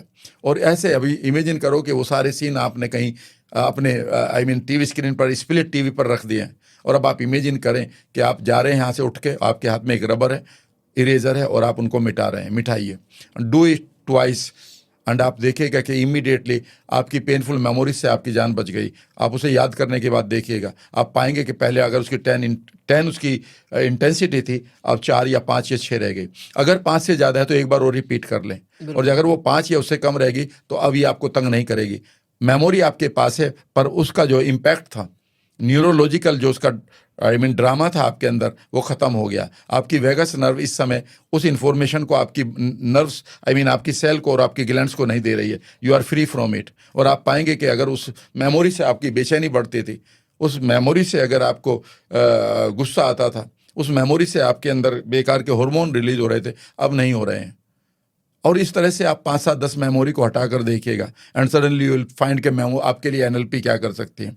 मेरी इस टेक्निक को ऐसी सुनकर बहुत सारे ट्रेनर इसी टेक्निक को कराते हैं अपने फ्री वेबिनार में, सबको करा रहे हैं। और मैं कहता हूँ कराते रहिए, मुझे इसमें कुछ नहीं है। ये मैंने 93 में सबसे पहले टेक्निक मैंने अपने लिए डेवलप की थी, फिर मैंने बच्चों को दी थी, हजारों बच्चों को फ्री में कराया करता था कि इस मेमोरी को ऐसे हटाओ।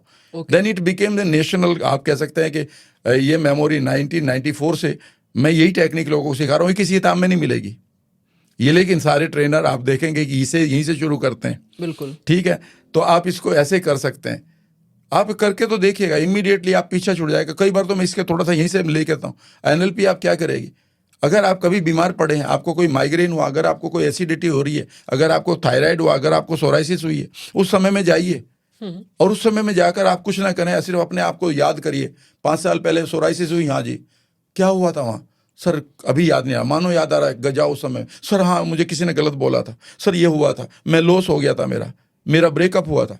ये वही मेमोरी है जिसकी वजह से ये आपकी बीमारी आई है। इससे ही तो ये चीजें इसको तो मतलब साइकोसोमेटिक कहते हैं। सुनने तो में एनएलपी पहला काम ये करती है बिल्कुल बिल्कुल लॉ ऑफ अट्रैक्शन में। ये सुनने में बहुत मैजिकल लग रहा है, मतलब करके देखिएगा। मैं कम से कम 15 लाख 20 लाख लोगों को करा चुका हूं। और अब तो मैं जितने भी लोग सबसे पहले यहीं से शुरू करते हैं, वो फ्री सेमिनार जब देते हैं, ठीक मतलब है, अगर किसी को बैक पेन है और वो क्रोनिक बैक पेन से उसके लिए और सफर बहुत कर रहा सारी चीजें हैं। उसके लिए बहुत सारी चीजें हैं। वो यहाँ पर पूरी की पूरी एनएलपी हो जाएगी। लेकिन मैं दूसरी चीज कह रहा हूँ, जब भी आप लॉ ऑफ अट्रैक्शन के लिए एनएलपी का प्रयोग करें, पहले इसको मैं टॉपिक को पूरा कर लेता हूँ, बिल्कुल बिल्कुल क्योंकि लोग वहीं रुक जाएंगे नहीं तो। पहला काम है आप अपने पास्ट को ढीला करिए, ठीक है जो कड़ा हुआ पड़ा है। ठीक है कई बार आप देखेंगे, आप अश्वनी कभी बात करके देखिएगा यंग लड़के लड़कियों से, उससे कहे यार तुम आगे बढ़ना चाहते हो, हाँ तुम रोजाना प्रोक्रेस्टिनेशन के शिकार हो रहे हो, हाँ जी, अच्छा आंख बंद कर और आगे चल के देख फ्यूचर की तरफ, क्या तुझे कोई रोक रहा है? एंड सडनली आप लोग कहेंगे ऐसा लग रहा है पीछे मुझे किसी ने पीछे पकड़ लिया है, कुछ कहेंगे ऐसा लग रहा है मेरे पैर नहीं उठ रहे, कुछ कहेंगे ऐसा लग रहा है कि मुझे किसी धागे ने पीछे बांध रखा, ठीक है, something is holding me back. Okay ठीक है वर्ड भी यही बोलेंगे। हाँ, हाँ। कई बार ऐसा कहेंगे कि मेरे पत्थर पड़े हुए मेरे पैरों में, ऐसा लग रहा है मेरी एनर्जी खत्म होगी। याद रखिएगा यही वो पास्ट है जो भूतकाल की तरह आपके ऊपर है, काल का भूत चढ़ा हुआ है आपके ऊपर। दूसरी चीज है बड़ी इंपॉर्टेंट, जब भी आप लॉ ऑफ अट्रैक्शन को एंजॉय करना चाहते हैं, पहली चीज पास्ट को छुड़वाइए। दूसरी चीज है आप अपने सेल्फ इमेज को बेहतर करिए। 6 साल की उम्र तक हम अपनी सेल्फ इमेज को बर्बाद कर देते हैं। ये मैं नहीं कह रहा हूं, ये साइकोलॉजी कहती है। 6 साल की उम्र तक हमें बताया जाता है तुमसे ए भी नहीं लिखा जाता, तुमने ये पानी गिरा दिया, तुम अब अच्छे बच्चे नहीं हो, तुम इस बात पर अच्छे बच्चे हो लेकिन इस बात पर अच्छे बच्चे नहीं हो। और फिर आप बड़े होते हैं, फिर पार्टनर आ जाता लाइफ में, यू आर इररेस्पॉन्सिबल, तुमने ये नहीं काम किया, तुम्हें ये करना चाहिए था। एंड एवरी डे हम अपनी सेल्फ इमेज को 6 साल 7 साल की उम्र तक बर्बाद कर देते हैं। जब हमारे पास सेल्फ इमेज ही नहीं होगी तो वो कौन तय करेगा कि मुझे क्या चाहिए? अगर मेरा वजन ही 30 किलो है तो मैं 100 किलो 1000 किलो का वेट कैसे उठा लूंगा? मुझे कितना मोटिवेशनल स्पीच देंगे आप? वो तो यूजलेस है मेरे लिए। चिल्लाना कि नहीं कर ले अपने मन की, कर ले अपने मन की, कैसे कर लो अपने मन की? बिल्कुल अगर मुझे 1000 किलो वजन उठवाना है तो आपको मुझे 500 किलो का बनाना पड़ेगा, 600 किलो का बनाना पड़ेगा। अगर आप बड़ा लॉ ऑफ अट्रैक्शन करना चाहते हैं तो कभी आपने अपनी वर्दीनेस के ऊपर काम करिए। टूटी हुई सेल्फ इमेज के साथ आप कह रहे हैं कि मैं बड़े गोल बनाऊंगा, अरे ये बड़ा गोल आपके लिए एंग्जाइटी क्रिएट कर देगा। आपका बड़ा गोल तो आपकी रात की नींद हराम कर देगा। अगर आप उसके आप बड़े नहीं हुए हैं तो आपके पास आने वाली शोहरत, आपके पास आने वाली दौलत, आपके पास आने वाला manifestation is directly proportional to your self image. तो सेल्फ इमेज को बड़ा करिए ना। तीसरी चीज मैं बता रहा हूं, अब आप अपने फ्यूचर को ब्राइट देखना शुरू करें। कभी जीवन में यह मत बोलिए my future is dark, uncertain, indefinite. और उसे देखने के लिए आप एक बार फिर एनएलपी की टाइमलाइन पर चले जाइए और देखिएगा कि आपके सामने गोल्डन हाईवे है और वहां सेलिब्रेशंस को एंजॉय करिए। भूल जाइए थोड़ी देर के लिए बॉडी को, भूल जाइए थोड़ी देर के लिए कि आपका टाइम कितना हुआ है। और एक चीज लास्ट बता रहा हूं मैं आपको, लास्ट तो नहीं है, शुरुआत तो यही होगी, क्योंकि वहां से तो आप एकदम से सवालों पे सवाल करोगे। और अगर रियल एनएलपी का मजा उठाना चाहते हैं ना आप, और लॉ ऑफ अट्रैक्शन का एंजॉय करना चाहते हैं, तो आपके पॉडकास्ट में पहली बार खोल रहा हूं, एक्सपेक्ट द अनएक्सपेक्टेड। जब आप बड़ी सेल्फ इमेज को बना दें और फिर आप उन चीजों को एक्सपेक्ट करिए जो दुनिया को या अभी आपको भी अनएक्सपेक्टेड लग रही हैं, और उनको अचीव करते हुए देखिए, कॉस्मिक फील्ड में एंटर करके। और वो लॉ ऑफ अट्रैक्शन हो सकता है कि आप बड़ी बीमारी को ठीक कर रहे हैं, आप बड़े धन को अचीव कर रहे हैं, आप बढ़िया लाइफ को एंजॉय कर रहे हैं।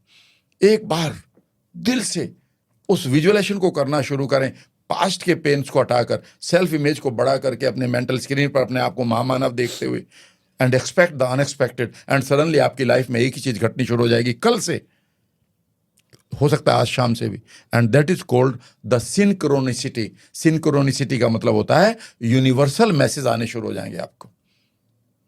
इन यूनिवर्सल मैसेज को मैं लोगों को पढ़ाता हूं, भैया ये यूनिवर्सल मैसेज है कि ये तुझे अभी क्यों आइडिया आ रहा है, ये क्यों अचानक किसी का फोन आ रहा है, वो कहेगा अरे तुम ये कर लो, अचानक तुम्हें वही विज्ञापन दिखाई देगा जो तुम्हें उस लक्ष्य तक ले जाएगा। इससे रिलेटेड कोई भी स्टोरी है आपकी जो आप शेयर करना चाहोगे? हमेशा इसके साथ रिलेट करेंगे आप। जब भी आप किसी भी बड़े गोल को दिल से एक बार पूरा कर लेंगे, suddenly your thoughts will change. जब आप लोग कहते हैं, बहुत सारे लोगों की एक शिकायत है मेरे से नहीं, सर मुझे बहुत नेगेटिव थिंकिंग आती है। मैं ये कहता हूं इसलिए आती है क्योंकि आपने पॉजिटिव थिंकिंग के लिए कोई काम ही नहीं किया, आपने कोई बड़ा लक्ष्य नहीं बनाया। कई बार आपको एक चीज बता रहा हूं, at one time I was in a very bad position financially, लेकिन मैं अपने मेंटल स्टेट को किसी तरह से बचाया करता था, और ये उसी 90s की बात ही है। And suddenly I was making के यार मुझे कुछ करना है, because desperation sometimes becomes your inspiration, बिल्कुल राइट। और ये कहानी मैं बहुत सारे लोगों को सुना चुका हूँ। और मैं मेरठ में जा रहा हूँ, वहाँ पर एक बेगमपुल एरिया है, उसके बाद एक बच्चा पार्क आता है, इन दोनों के बीच में एक बड़ी बुक की शॉप है, और अचानक मैं वहाँ पर स्कूटर रोकता हूँ 90s में। मुझे नहीं मालूम है मैं वहाँ क्यों रोक रहा हूँ। वह एक एकेडमिक बुक स्टॉल है जहाँ पर MA की BA की, क्योंकि वहाँ सारे कॉलेजेस हैं। और मैं उसके पास जाता हूँ, एक यंग मैन वेरी हैंडसम, मैं उसको बहुत दिनों तक मैं वहाँ रहा हूँ। मैंने उससे कहा कि आपके पास सेल्फ हेल्प बुक भी है, जबकि मैं जानता हूँ कि सेल्फ हेल्प बुक वाली जो दुकान है वो डिफरेंट है, और वो आबू लेन पर है। और उसने कहा हाँ है, वहाँ पर कुछ किताबें रखी हैं। एंड मैंने एक किताब ऐसे ही उठा ली और मैंने पढ़ी, और उसका लास्ट पेज, बीच का लेफ्ट वाले पेज पर लास्ट पैराग्राफ क्या लिखा है, some invisible forces have brought this book in your hands. कुछ अदृश्य शक्तियों ने इस किताब को आपके हाथ में रखा है। And I bought this book and it changed the life. My saying to is very simple. Many times you are guided not by your logics, you are guided by your instinct. बशर्ते कि abuse ना हो आपके instinct, जो heart में है, जो आपके गट में है, जो आपके माइंड में है। इसे हम mind, heart and gut axis कहते हैं, जो सबसे इंपॉर्टेंट है लॉ ऑफ अट्रैक्शन, मैनिफेस्टेशन या किसी गोल अचीवमेंट के लिए। तो आप इनको पढ़ना शुरू करें। कई बार आपको ऐसा लगेगा कि मुझे कोई आइडिया आ रहा है, आपके अंदर ऐसा लगेगा मुझे ये एक्शन लेना चाहिए। कई बार आप बढ़िया गोल बनाने के बाद, अश्विन एक चीज़ बता रहा हूँ मैं आपको, कई बार आप बड़े गोल बनाएंगे, सर्टेनिटी में जिएंगे, और अचानक लगेगा कुछ भी नहीं हो रहा, और आप फ्रस्ट्रेशन के शिकार होंगे।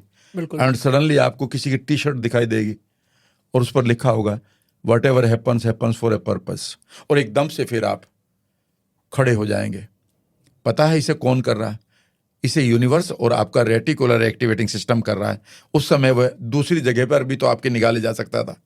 लाइफ इज वेरी क्रूअल, यही क्यों दिखाई दिया?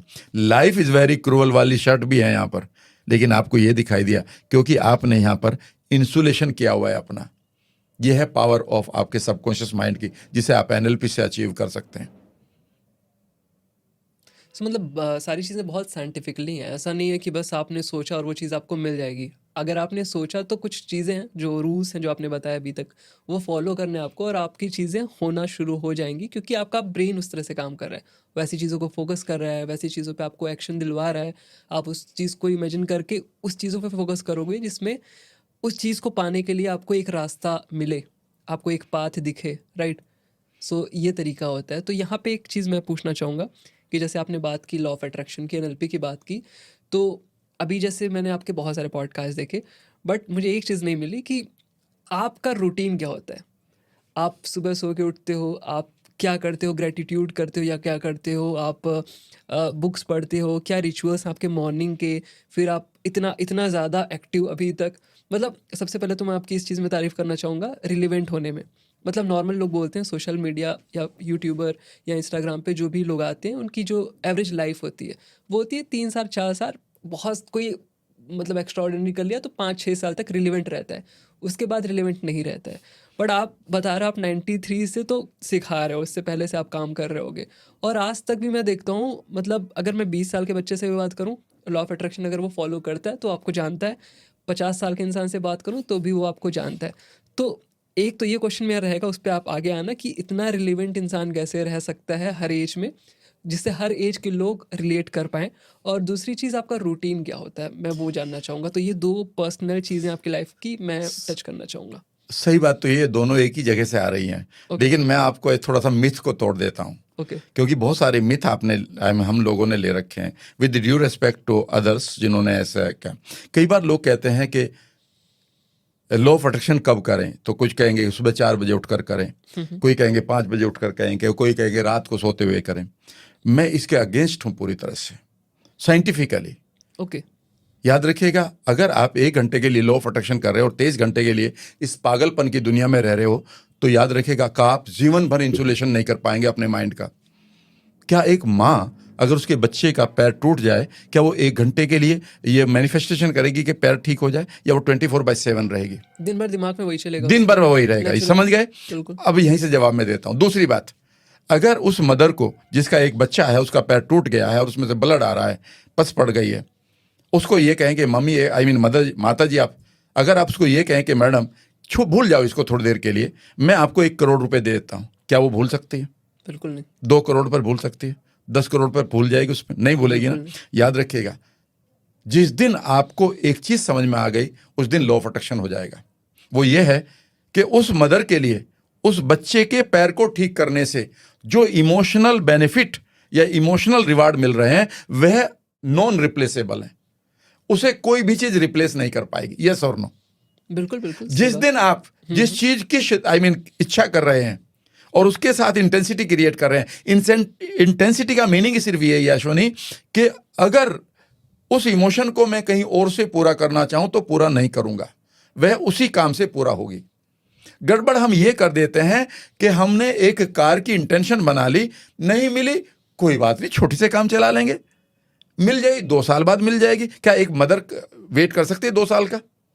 जीवन में याद रखिएगा, यही मेरा टोटल जवाब है। जो लोग ये कहते हैं कि 1 घंटे के लिए करना है मैनिफेस्टेशन, 2 घंटे के लिए करना है, सुबह 4 बजे कर लोगे, 11 बजे तो तुमसे उठा नहीं जाता। सुबह 4 बजे उठकर तुम और माइंड को अपना पेन दे रहे हो। माइंड कहेगा यार क्या तुम पागलपन की बात कर रहे हो, 21 दिन तुमसे बड़ी मुश्किल से पूरे नहीं होने के। मैं बताता हूँ क्या है इसका तारीख, मैं बताता हूँ रेलेवेंट क्यों बना रहता है। और मैं अभी आपको ये बता रहा हूँ, अभी मेरा बेस्ट आना बाकी है। अभी तो मेरे पास 55 साल बाकी हैं, अभी 65 पूरे हुए हैं। आप 65 साल के हो? जी, 65 साल का हूं। आप इसे दूसरी तरह से लो ना, अभी 55 बाकी हैं। बिल्कुल बिल्कुल। तो मुझे कोई जल्दी नहीं है। मैं यूनिवर्स से कहता हूं जल्दी क्यों है, कहीं भी नहीं। अभी शुरुआत ही है। अभी तो पहला राउंड आ रहा है मेरे पॉडकास्ट का। सेकंड राउंड में जो चीज देने जा रहा हूं ना, मैं अपने देशवासियों को दिल की बात कहूंगा और उनकी लाइफ में ऐसे वैल्यूज ऐड करने जा रहा हूं, जिसके लिए मैं यही कहूंगा यूनिवर्स ने कि आपने मुझे सही जगह पर रखा हुआ है। नहीं बनाया मुझे बड़ा कोई ऑफिसर, मुझे बहुत सारे आपने थप्पड़ भी मारे हैं, लेकिन आज मैं अपने देशवासियों, राष्ट्रवासियों के लिए बहुत ही रेलेवेंट चीज लाऊंगा। मैं बताता हूं, मैं 24/7 उस मदर की तरह उस इमोशनल बेनिफिट को एंजॉय करने के लिए तैयार रहता हूं। और वो ना मेरे शराब से आता है, न पार्टी से आता है, न कपड़े खरीदने आता है, न किसी की तालियां सुनने से आता है। बस वो है। और वो मुझे बताता है कि रोजाना तुझे 4 घंटे पढ़ना है। मैं रात के 12:30-1 बजे से पहले नहीं सो पाता हूं। मैं 7 बजे कई बार वापस आ जाता हूं जिम करके 2 घंटे का। अच्छा जी, मैं 5:30 बजे के बाद सो ही नहीं पाता हूं।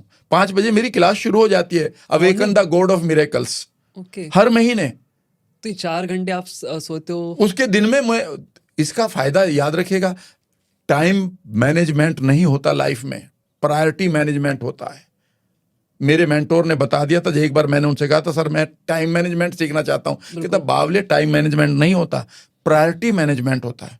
प्राथमिकता आपकी क्या है, आप अपनी प्राथमिकता को पूरा करो। और दिन में जो बेकार का टाइम है, उसमें पावर नैप अपने आप ले लेगी बॉडी। बेकार की जगह पर नहीं बैठोगे। और मैं 20 मिनट की पावर नैप लेता हूं, जिसको मैं क्वालिटी रिकवरी टाइम कहता हूं, जिसमें मैं अल्ट्रेडियन रिदम को पूरा कर लेता हूं। अब ये कहेंगे कि ये क्या रिदम होता है, यही तो चीज जाननी चाहिए। If you are not your own doctor, you are a fool. मैंने इस किताब को पढ़ लिया था बहुत पहले। तो याद रखिएगा, मैं 24/7 उस मदर की तरह अपने जोन में रहता हूं। और वो है जोन मुझे लॉ ऑफ अट्रैक्शन क्रिएट करता है कि मुझे आप जैसे लोग मिल जाते हैं, मुझे आप जैसे गाइड मिल जाते हैं, मुझे आप जैसे फ्रेंड्स मिल जाते हैं, ठीक है ना। मुझे वो किताबें मिल जाती हैं, मुझे किताबें पढ़ने के लिए जगह मिल जाती है, पावर मिल जाती है, तरीका मिल जाता है, नोट्स बनाने के लिए मुझे टाइम मिल जाता है। और मेरा नंबर इस समय 20,000 मेरे पार्टिसिपेंट्स के पास है, जो हर टाइम किसी न किसी मैसेज को लिख रहे होते हैं। और फिर भी मैं कहता हूं यार मैं खाली रहता हूं, क्योंकि ये मेरा 24/7 उस मदर की तरह जोन रहता है। तो मैं 1 घंटे के लिए एनएलपीआर नहीं हूं, ये it has become my life. मैं अगर कुछ भी कर रहा हूं तो उस टाइम मैं उसी जोन में हूं। इस समय मैं आपसे बात कर रहा हूं, लेकिन मैंने कॉस्मिक फील्ड में जिन जिन इवेंट को कोलैप्स करने के लिए रखा हुआ है वो अभी चल रही हैं। ये नहीं कि वो सुबह 4 बजे ही करूंगा उसको, नहीं, वो अभी भी चल रही है, वो मेरे साथ चल रही हैं वो इवेंट्स मेरे इंटरनल वर्ल्ड में। बस इसी तरह से आपको रेलेवेंट बने रहना है। जब आप 24/7 किसी फ्लो में रहेंगे तो आपकी जो ग्लैंड्स हैं वो आपको मैजिकल हार्मोन देंगी, और ये मैजिकल हार्मोन मैजिक संदेश लेकर आपकी सेल पर जाएंगे, और आपकी सेल क्या करेंगी, वो यंग होना सीख जाएंगी। तो यहाँ पे आपने बोला कि लॉ ऑफ अट्रैक्शन आपकी लाइफ का पार्ट नहीं है, आप लॉ ऑफ अट्रैक्शन को जीते हो। लॉ ऑफ अट्रैक्शन ही आपकी लाइफ है, वो आपकी लाइफ स्टाइल का एक पार्ट है जिसको आप जी रहे हो। जिस तरह से लाइफ को जीनी चाहिए, असली अगर देखा जाए तो हमें लाइफ को इसी तरह से जीना चाहिए जैसे लॉ ऑफ अट्रैक्शन में बताते हैं कि पॉजिटिव रहो, फॉरगिवनेस सीखो, किसी के लिए बुरा मत सोचो, अपने लिए अच्छा सोचो, बड़ा सोचो। ये सारी चीज़ें एक इंसान को नॉर्मल फॉलो करनी चाहिए। वो लॉ ऑफ अट्रैक्शन फॉलो करे, एनएलपी फॉलो करे, ना करे, बट ये जीने की कला है आई थिंक जिसे सभी को सीखनी चाहिए कि आपको लाइफ में खुश कैसे रहना है। तो अगला सवाल मेरा यही है, हैप्पीनेस क्या है आपके लिए? हैप्पीनेस सिर्फ आप अपने समय को सही तरीके से डिस्टोर्ट करें, मैनेज करें, यूटिलाइज करें, और हर मोमेंट में आपके पास हैप्पीनेस हार्मोन निकलने की सारी संभावनाएं हैं। लेकिन कई बार अनवांटेड सैडनेस, बेकार की खबरें, बेकार की सिचुएशन आपकी लाइफ में आएंगी। जिस दिन आपके पास एनएलपी की एक टेक्निक आ गई, that is called perceptual position, जिसको आप पॉइंट ऑफ व्यू कह सकते हैं आम आदमी की भाषा में, उस समय आप समझ जाएंगे। क्या ऐसा नहीं होता कि मुझे चीजें नहीं खराब करती है या मेरा दिमाग खराब नहीं करती हैं, लेकिन मैं बहुत जल्दी उन्हीं से डिटैच होकर उनको देख लेता हूं। जब मैंने विवेकानंद जी को पढ़ना शुरू किया तो तब मुझे पता चला कि मैं अपनी मेमोरीज से डिटैच हो सकता हूं। We are wise for others, जब मेरे मेंटोर ने कहा कि we are wise for others, तो फिर मैंने कहा कि अगर मैं दूसरों के लिए ही अच्छा ज्ञानी हूं तो अपने लिए कब बनूंगा। उसने कहा कि दूसरी चीज इसमें लिखी है कि if you want to become the wise for yourself, become the other you. जब आप खुद के लिए बुद्धिमान बने तो अदर यू बन जाएं, यानी कि आप अपने आप को डिस्टेंस से देखें। आप एक काम करिएगा, सिर्फ एक काम करिए आज बैठकर। अगर आप अपने आप को हील करना चाहते हैं और अपनी लाइफ के अगले 5 साल बढ़िया बनाना चाहते हैं, सिर्फ कुछ ना करें, आज आंख बंद करके इमेजिन करें कि कुछ दूरी पर एक बड़ा सा स्क्रीन है और उस पर आप अपने आप को देख रहे हैं। पिछले 90 दिनों में आपने अपने समय को कैसे खराब किया, आपने गालियां लोगों ने दी तो कैसे रिएक्ट करा, किसी ने हेट कमेंट लिखे तो भी आपने किस तरह से उनको बढ़िया तरीके से लिया या गलत तरीके से लिया, ठीक है ना। आपने अपनी प्रायोरिटीज पर कितना काम किया, आपने अपनी बॉडी को कितना अब्यूज़ किया, आपने अपनी इमोशंस को कितना अब्यूज़ किया। एंड सडनली मैं बता रहा हूँ 15 मिनट के बाद 99.9 लोग उस चेयर पर बैठ नहीं पाते। वो कहता नहीं देख पा रहा हूँ सर।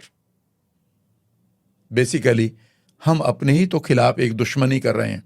जिस दिन आपने अदर यू को देखकर अपने ऑडिट कर लिया अपने टाइम को, और अगला काम फिर ये करना है, नाउ इमेजिन करिए कि इस स्क्रीन को हटा दो। अब मैं आपको एनएलपी टेक्निक सिखा रहा हूँ, और अब आप एक स्क्रीन को बिल्कुल सामने लाओ और इमेजिन करो कि आप एक अपने होम थिएटर में बैठे हुए हो। इस होम थिएटर पर मैं आराम से बैठा हुआ हूँ, मेरे हाथ के पास बहुत सारे बटन हैं या रिमोट कंट्रोल है, और अब मैं इमेजिन कर रहा हूँ कि मैं एक लाइफ को जीना चाहता हूँ जो मेरा रोल मॉडल जी रहा है। And those role model could be many. It could be the richest man of the country or the world. It could be the best speaker of the country or the world. It could be the wonderful donator, contributor of the country, or good leader or good cricketer. और मैं एक छोटी सी picture बनाता हूँ और वो मुझे role model में बनानी पड़ेगी, क्योंकि मैं अपनी बनाऊंगा तो एक डाउट आ जाएगा, मैं तो नहीं जी रहा हूँ पर कुछ लोग जी रहे हैं। अब आप इमेजिन करिए कि पहला सीन क्या होगा। वो उस आदमी को देखिए, वो कैसे उठता है, कैसे सोता है, गाली कोई उसे दे रहे तो कैसे उसको एंजॉय कर रहा है, कैसे वो अपने दिन को शुरुआत कर रहा है, कैसे वो एंड कर रहा है। उसके जीवन में जब भी कोई खराब घटना घट रही है तो वो कैसे लेता है, उसका खाना क्या है।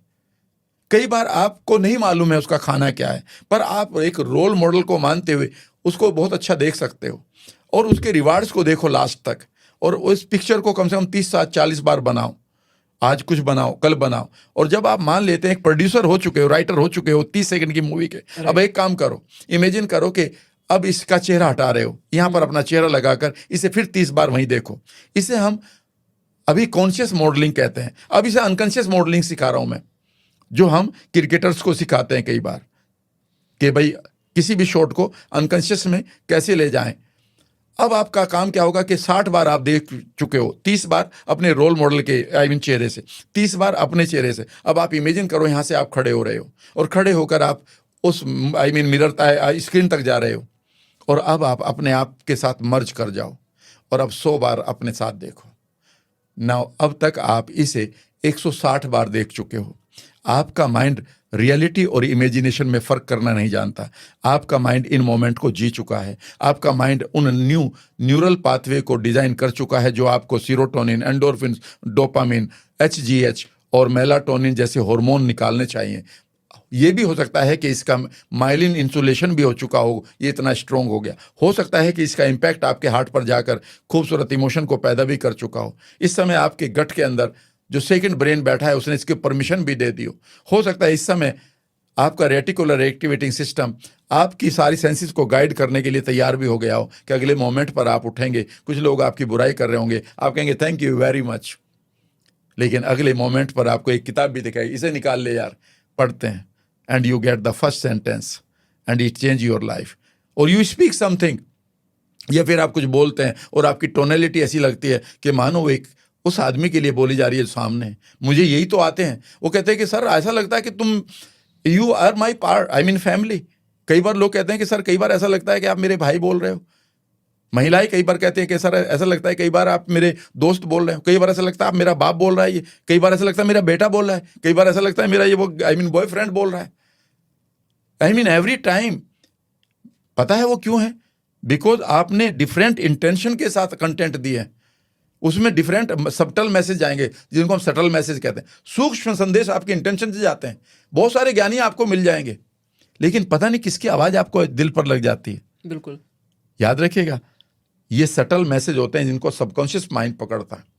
सूक्ष्म संदेश, बहुत सारे अच्छे कम्युनिकेटर मिल जाएंगे जिन्होंने ये कोर्स किया है, ये एक्सेंट किया है। हमें अपन को तो एक्सेंट ही नहीं आती है, ना मुझे सह और शाह का पता, ठीक है ना मुझे फा और फे का पता, ना मुझे जे और जा का पता, लेकिन मुझे एक चीज का पता है कि दिल की भाषा के लिए इनकी कोई जरूरत नहीं है। बिल्कुल और वो सही। तभी आएगी जब दिल से बात निकलेगी। बिल्कुल। सो यहाँ पे वही मेरा क्वेश्चन फिर से रहेगा कि जैसे नेगेटिव थॉट्स जो आते हैं उनका क्या किया जाए? हमें पॉजिटिव रहने, सब बातें समझ में आ गई, बहुत साइंटिफिक बातें हैं सारी आपकी, बट अभी एक चीज़ जो मैं नहीं समझ पा रहा हूँ कि जब नेगेटिव थॉट्स आते हैं, सुबह उठा नेगेटिव थॉट्स आना शुरू हो गया कि ये चीज़ नहीं हो पाएगी, मैं क्यों कर रहा हूँ, तो उस चीज़ को कैसे हम सही कर सकते हैं? सिंपल सी बात समझने की कोशिश करिए। आप जितना इस थॉट के साथ लड़ेंगे ना, ये उतना ही स्ट्रांग होता रहेगा। अच्छे अच्छे ज्ञानी मर गए इसमें, अच्छे अच्छे मेडिटेटर खत्म हो गए। वो ये कहते हैं मैं शून्यता में जाना चाहता हूं। मैंने कहा तब तुम कभी नहीं जाओगे, क्योंकि थॉट तो क्रिएट हो गया। हाँ। शून्यता में मैं जाऊंगा, यही थॉट Thought है। बेसिकली शून्यता में जाने के बाद भी ये बना रहेगा कि मैं अब शून्यता में हूं। बस शून्यता में कहाँ हो जब थॉट है। बिल्कुल गोट माई पॉइंट। याद रखिएगा, आपको नेगेटिव थॉट नहीं आते, आपको थॉट आते हैं 70,000। लेकिन गड़बड़ यह है कि वो 70,000 थॉट इररिलेवेंट है जिन्हें आप नेगेटिव कहते हो। तो आप पहले ये कहिए कि वो इररिलेवेंट थॉट आते हैं जो मुझे मेरी एनर्जी को बर्बाद कर रहे हैं, मेरे एटीट्यूड को बर्बाद कर रहे हैं। भाई साहब, वो इसलिए आ रहे हैं क्योंकि आपने अपने लक्ष्यों के लिए जो इंटेंशन और इंटेंसिटी क्रिएट करनी थी वो वहां पर नहीं है। एक पौधा उगाने के लिए एक माली को आपके बहुत बड़ी मेहनत करनी पड़ती है। कई बार बुलाते हो कि भैया एक इस पौधे को देख कर जाए, क्यों नहीं बच रहा है। बिल्कुल। लेकिन याद रखिएगा, वहां पर झाड़ झंकाड़ अपने आप पैदा हो रहे हैं। यही आपके विचारों का है। आपका माइंड एग्जैक्टली उसी तरह से काम करता है कि एक विचार को बचाने के लिए आपको कभी एनएलपी सीखनी पड़ रही है और कभी न्यूरोप्लास्टिसिटी सीखनी पड़ रही है। लेकिन अगर आप इसे नहीं बचाते तो वहां पर अनलिमिटेड नेगेटिव थॉट आपका जीवन बर्बाद कर ही रहे हैं। याद रखिएगा, यह रूल अदरवाइज नहीं है। एक बाल्टी पानी गंगा जल लीजिएगा, एक बूंद यूरिन काफी है उसमें बर्बाद करने के लिए। यस और नो, दो नहीं, एक। लेकिन इसका उल्टा अवेलेबल नहीं है कि एक बाल्टी कीचड़ में हम एक बूंद गंगा जल दें। नहीं, चाहे उसमें आप 10 बाल्टी डाल लो। याद रखिएगा, यही तो गड़बड़ हो रही है। अगर आप अपने नेगेटिव विचारों से बचना चाहते हैं तो आपको इनके साथ लड़ना नहीं है। आप मुझे बताइए कि आपके पास ऐसे क्या वर्दीनेस के गोल्स हैं। आपके पास 3 तरह के मैनिफेस्टेशन के गोल होने चाहिए, उनमें से एक भी नहीं पता लोगों को। ये 3 क्या होते हैं? पहली चीज है कि आपके आइडेंटिटी गोल होते हैं। आइडेंटिटी गोल का मतलब है कि मैं क्या बनना चाहता हूं। सबसे पहला गोल यहीं से शुरू होता है। लेकिन आपके कभी आइडेंटिटी के गोल के ऊपर कोई गोल सेटिंग करवाता नहीं मिलता। दुख की बात यह है। आइडेंटिटी का गोल है कि मैं क्या बनना चाहता हूं। अगर आप आइडेंटिटी के गोल को पूरा नहीं करेंगे तो आप बहुत सारे ऐसी आइडेंटिटी को ले लेंगे जो बेकार के। I am depressed, I am diabetic, I am asthmatic, I am poor, I am depressed, ठीक है ना, आई एम ट्रैप्ड, ठीक है, I am frustrated, I am angry, I am patient. ये सारी की सारी आइडेंटिटी कहां से आ गई? आई एम के बाद, क्योंकि आपने दूसरी आइडेंटिटी नहीं बनाई। मैं बताता हूं, मैं ट्रेनर नहीं हूं और न मैं एनएलपी का टीचर हूं। मैं बताता हूं मैं क्या हूं। I am a change maker, I am a belief builder, I am a future designer, I am a hope creator, I am a guide, I am an entertainer. जब मैं हंसाने पे आता हूं तो लोगों के एक पॉडकास्ट में एक आदमी लिखा, कपिल शो से बढ़िया है ये, मैं लिख कर दे सकता हूं, बिकॉज यहां पर जानकारी जो मिल रही है और जितने हम हंस रहे हैं, ठीक है ना। एक मेरी आई मीन गेस्ट होस्ट ने तो वो कह रहे हैं मेरे से ये कैसे करूं सर, इतनी हंसी छूट रही है, and we are getting so much. याद रखिएगा, सो ये मेरी आइडेंटिटी गोल है। याद रखिए, I am a good reader, I forgiver, ठीक है ना, आई एम अबंडेंस सीकर, बिल्कुल, I am gratitude maker, I am a helper, I am a humanity lover also. ये मेरी आइडेंटिटी है। तो इस आइडेंटिटी में मैं कैसे बीमार पड़ सकता हूं? अब कोई कहेगा सर यू आर डायबिटिक ना, ये थोड़ी देर के लिए शुगर ज्यादा हो गई होगी, otherwise I am a change maker. So identity आप क्या लेना चाहते हैं, और इसके लिए एक गोल बनाइए आज आप। और आज उस गोल के साथ अपनी टीम के साथ, परिवार के लोगों के साथ सिर्फ एक गेम खेलिएगा। अगले 5 साल बाद किसी खूबसूरत डिक्शनरी में आपके नाम के सामने कौन से 5 वर्ड लिखे हों जिसे लोग बार बार पढ़ना चाहें। अश्वनी, जहां पर नाम हो, डिक्शनरी में अश्वनी पढ़ा जा रहा है और उसके सामने क्या क्या वर्ड लिखे जाने चाहिए। अ फ्रस्ट्रेटेड पर्सन या अ फ्लेक्सिबल बॉय, फ्लेक्सिबल, या डिप्रेस्ड या डिलाइटफुल। बिल्कुल, ठीक है ना। तो ये आज तय करोगे। याद रखिएगा, जब आपके आइडेंटिटी के गोल तैयार होते हैं, सेल्फ इमेज बड़ी होती है। बिल्कुल, और सेल्फ इमेज में तो ये है आई एम फ्रस्ट्रेटेड। अब दूसरा आदमी कहता है चलो आंखें बंद करो, लॉ ऑफ अट्रैक्शन कर लो। वो कहता है मेरी फ्रस्ट्रेशन को ठीक कर दे पहले। ये रियलिटी है भाई साहब। बिल्कुल, मैं बिल्कुल प्रैक्टिकल आदमी हूँ, गांव का आदमी हूँ, किसान हूँ। मैं तो प्रैक्टिकल बात करता हूँ। मैं बर्गर कल्चर का आदमी नहीं हूँ। मैंने तो अपनी रोटी पकाने से पहले गेहूं को पैदा करना सीखा हुआ है, उसे पिसवाना सीखा हुआ है, ठीक है ना। जो दूसरा गोल है वो हैव गोल है। हैव गोल का मतलब पोजेशन गोल, मुझे क्या क्या चाहिए। याद रखिएगा, इसे हम मीन्स वैल्यू कहते हैं। मुझे मकान भी चाहिए, बिल्कुल, ठीक है ना, लेकिन मकान के लिए नहीं चाहिए। इसे एक एंड वैल्यू पूरा करती है कि मुझे अपने परिवार को सिक्योरिटी देनी है। हाँ, तो मुझे सिक्योरिटी के पॉइंट ऑफ व्यू से परिवार की सिक्योरिटी में पैसा और मकान भी आएगा। तो मैं जब मकान बना रहा हूं तो मैं वो लॉ ऑफ अट्रैक्शन का मतलब है कि इस समय मैं सिक्योरिटी को इनवाइट कर रहा हूं। बिल्कुल, जिस दिन आपने मीन्स वैल्यू पर ध्यान दिया, उसमें मोटिवेशन नहीं रहेगा। जिस दिन आप उस मीन्स वैल्यू के पीछे, उस लक्ष्य के पीछे उस इमोशन को लेंगे, वो हमेशा पूरा करेगा आप, क्योंकि वो हार्ट का है। हार्ट गाइड्स द माइंड, याद रखिएगा, heart guides your mind every time. आप अगर वेगस नर्व को पढ़ेंगे ना, तो वेगस नर्व में 20% सेल ऐसी हैं जो माइंड की बात हार्ट को बताते हैं, लेकिन 80% ऐसी सेल हैं वेगस नर्व में जो आपके हार्ट की इंफॉर्मेशन को, आपके माइंड को बनाती है। आप माइंड से कह रहे हैं I want to be motivated, कल मैं बहुत मेहनत करूंगा, यहां पर भरा पड़ा है डर। वो कहता है चुप बैठ जा। और अगले दिन आप मेहनत भी करते हैं, चल कुछ करते हैं, लेकिन थोड़ी देर बाद कहते हैं, तीसरा दिन आता है यार पता नहीं, मन नहीं कर रहा। क्यों नहीं कर रहा? क्योंकि आपने हार्ट की इंफॉर्मेशन को यहां पर पढ़ा ही नहीं। तो हैव गोल पर काम करिए। और हैव गोल का मतलब है आपको कार भी चाहिए, मुझे भी चाहिए, मुझे कपड़े भी चाहिए अच्छे, मुझे शूज भी अच्छे चाहिए, मुझे घड़ी भी अच्छी चाहिए। और जब मैं ट्रेवल करूं, मुझे अनुभव भी खरीदना हुआ। ये नहीं कि मैं हर टाइम सबसे पिछली सीट पर ही हूं, ठीक है ना। तो याद रखिए, मैं एक्सपीरियंस भी खरीदना चाहता हूं। तो ये हैव गोल है। लोग सिर्फ हैव गोल तक ही बनवाते हैं। चलो कार को मैनिफेस्ट करो, कार को मैनिफेस्ट नहीं करना। कार के बाद जब आपके मदर ये कहे बैठकर आई लाइक इट, वह जो मोमेंट है वह आपकी कार को लाने के लिए एंड वैल्यू है, अल्टीमेट वैल्यू है। और तीसरा है गिव अवे गोल।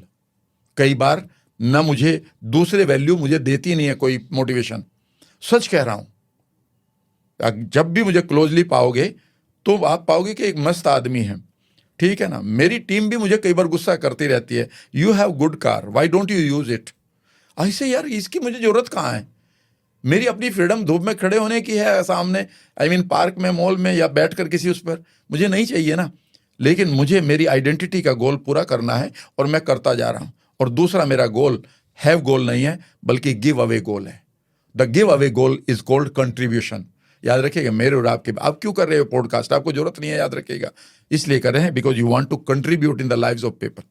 बिल्कुल। और ये हमारे साथ पैदाइशी है, हैव गोल भी पैदाइशी है, आइडेंटिटी गोल तो हमारा स्पिरिचुअल गोल है। गड़बड़ ये रहेगी कि जब आप लॉ ऑफ अट्रैक्शन को एंजॉय कर रहे हैं तो आप अपने गोल की ही क्लियरिटी नहीं है कि आपको हैव गोल चाहिए या कंट्रीब्यूशन गोल चाहिए। याद रखिएगा, एनएलपी मैंने 93 में शुरू की अपने आप को ठीक करने के लिए, 95 में मैंने देना शुरू किया, 95 में मैंने छोटी छोटी वर्कशॉप करनी शुरू करी, डिप्रेशन से बाहर आकर, जॉब भी नहीं था।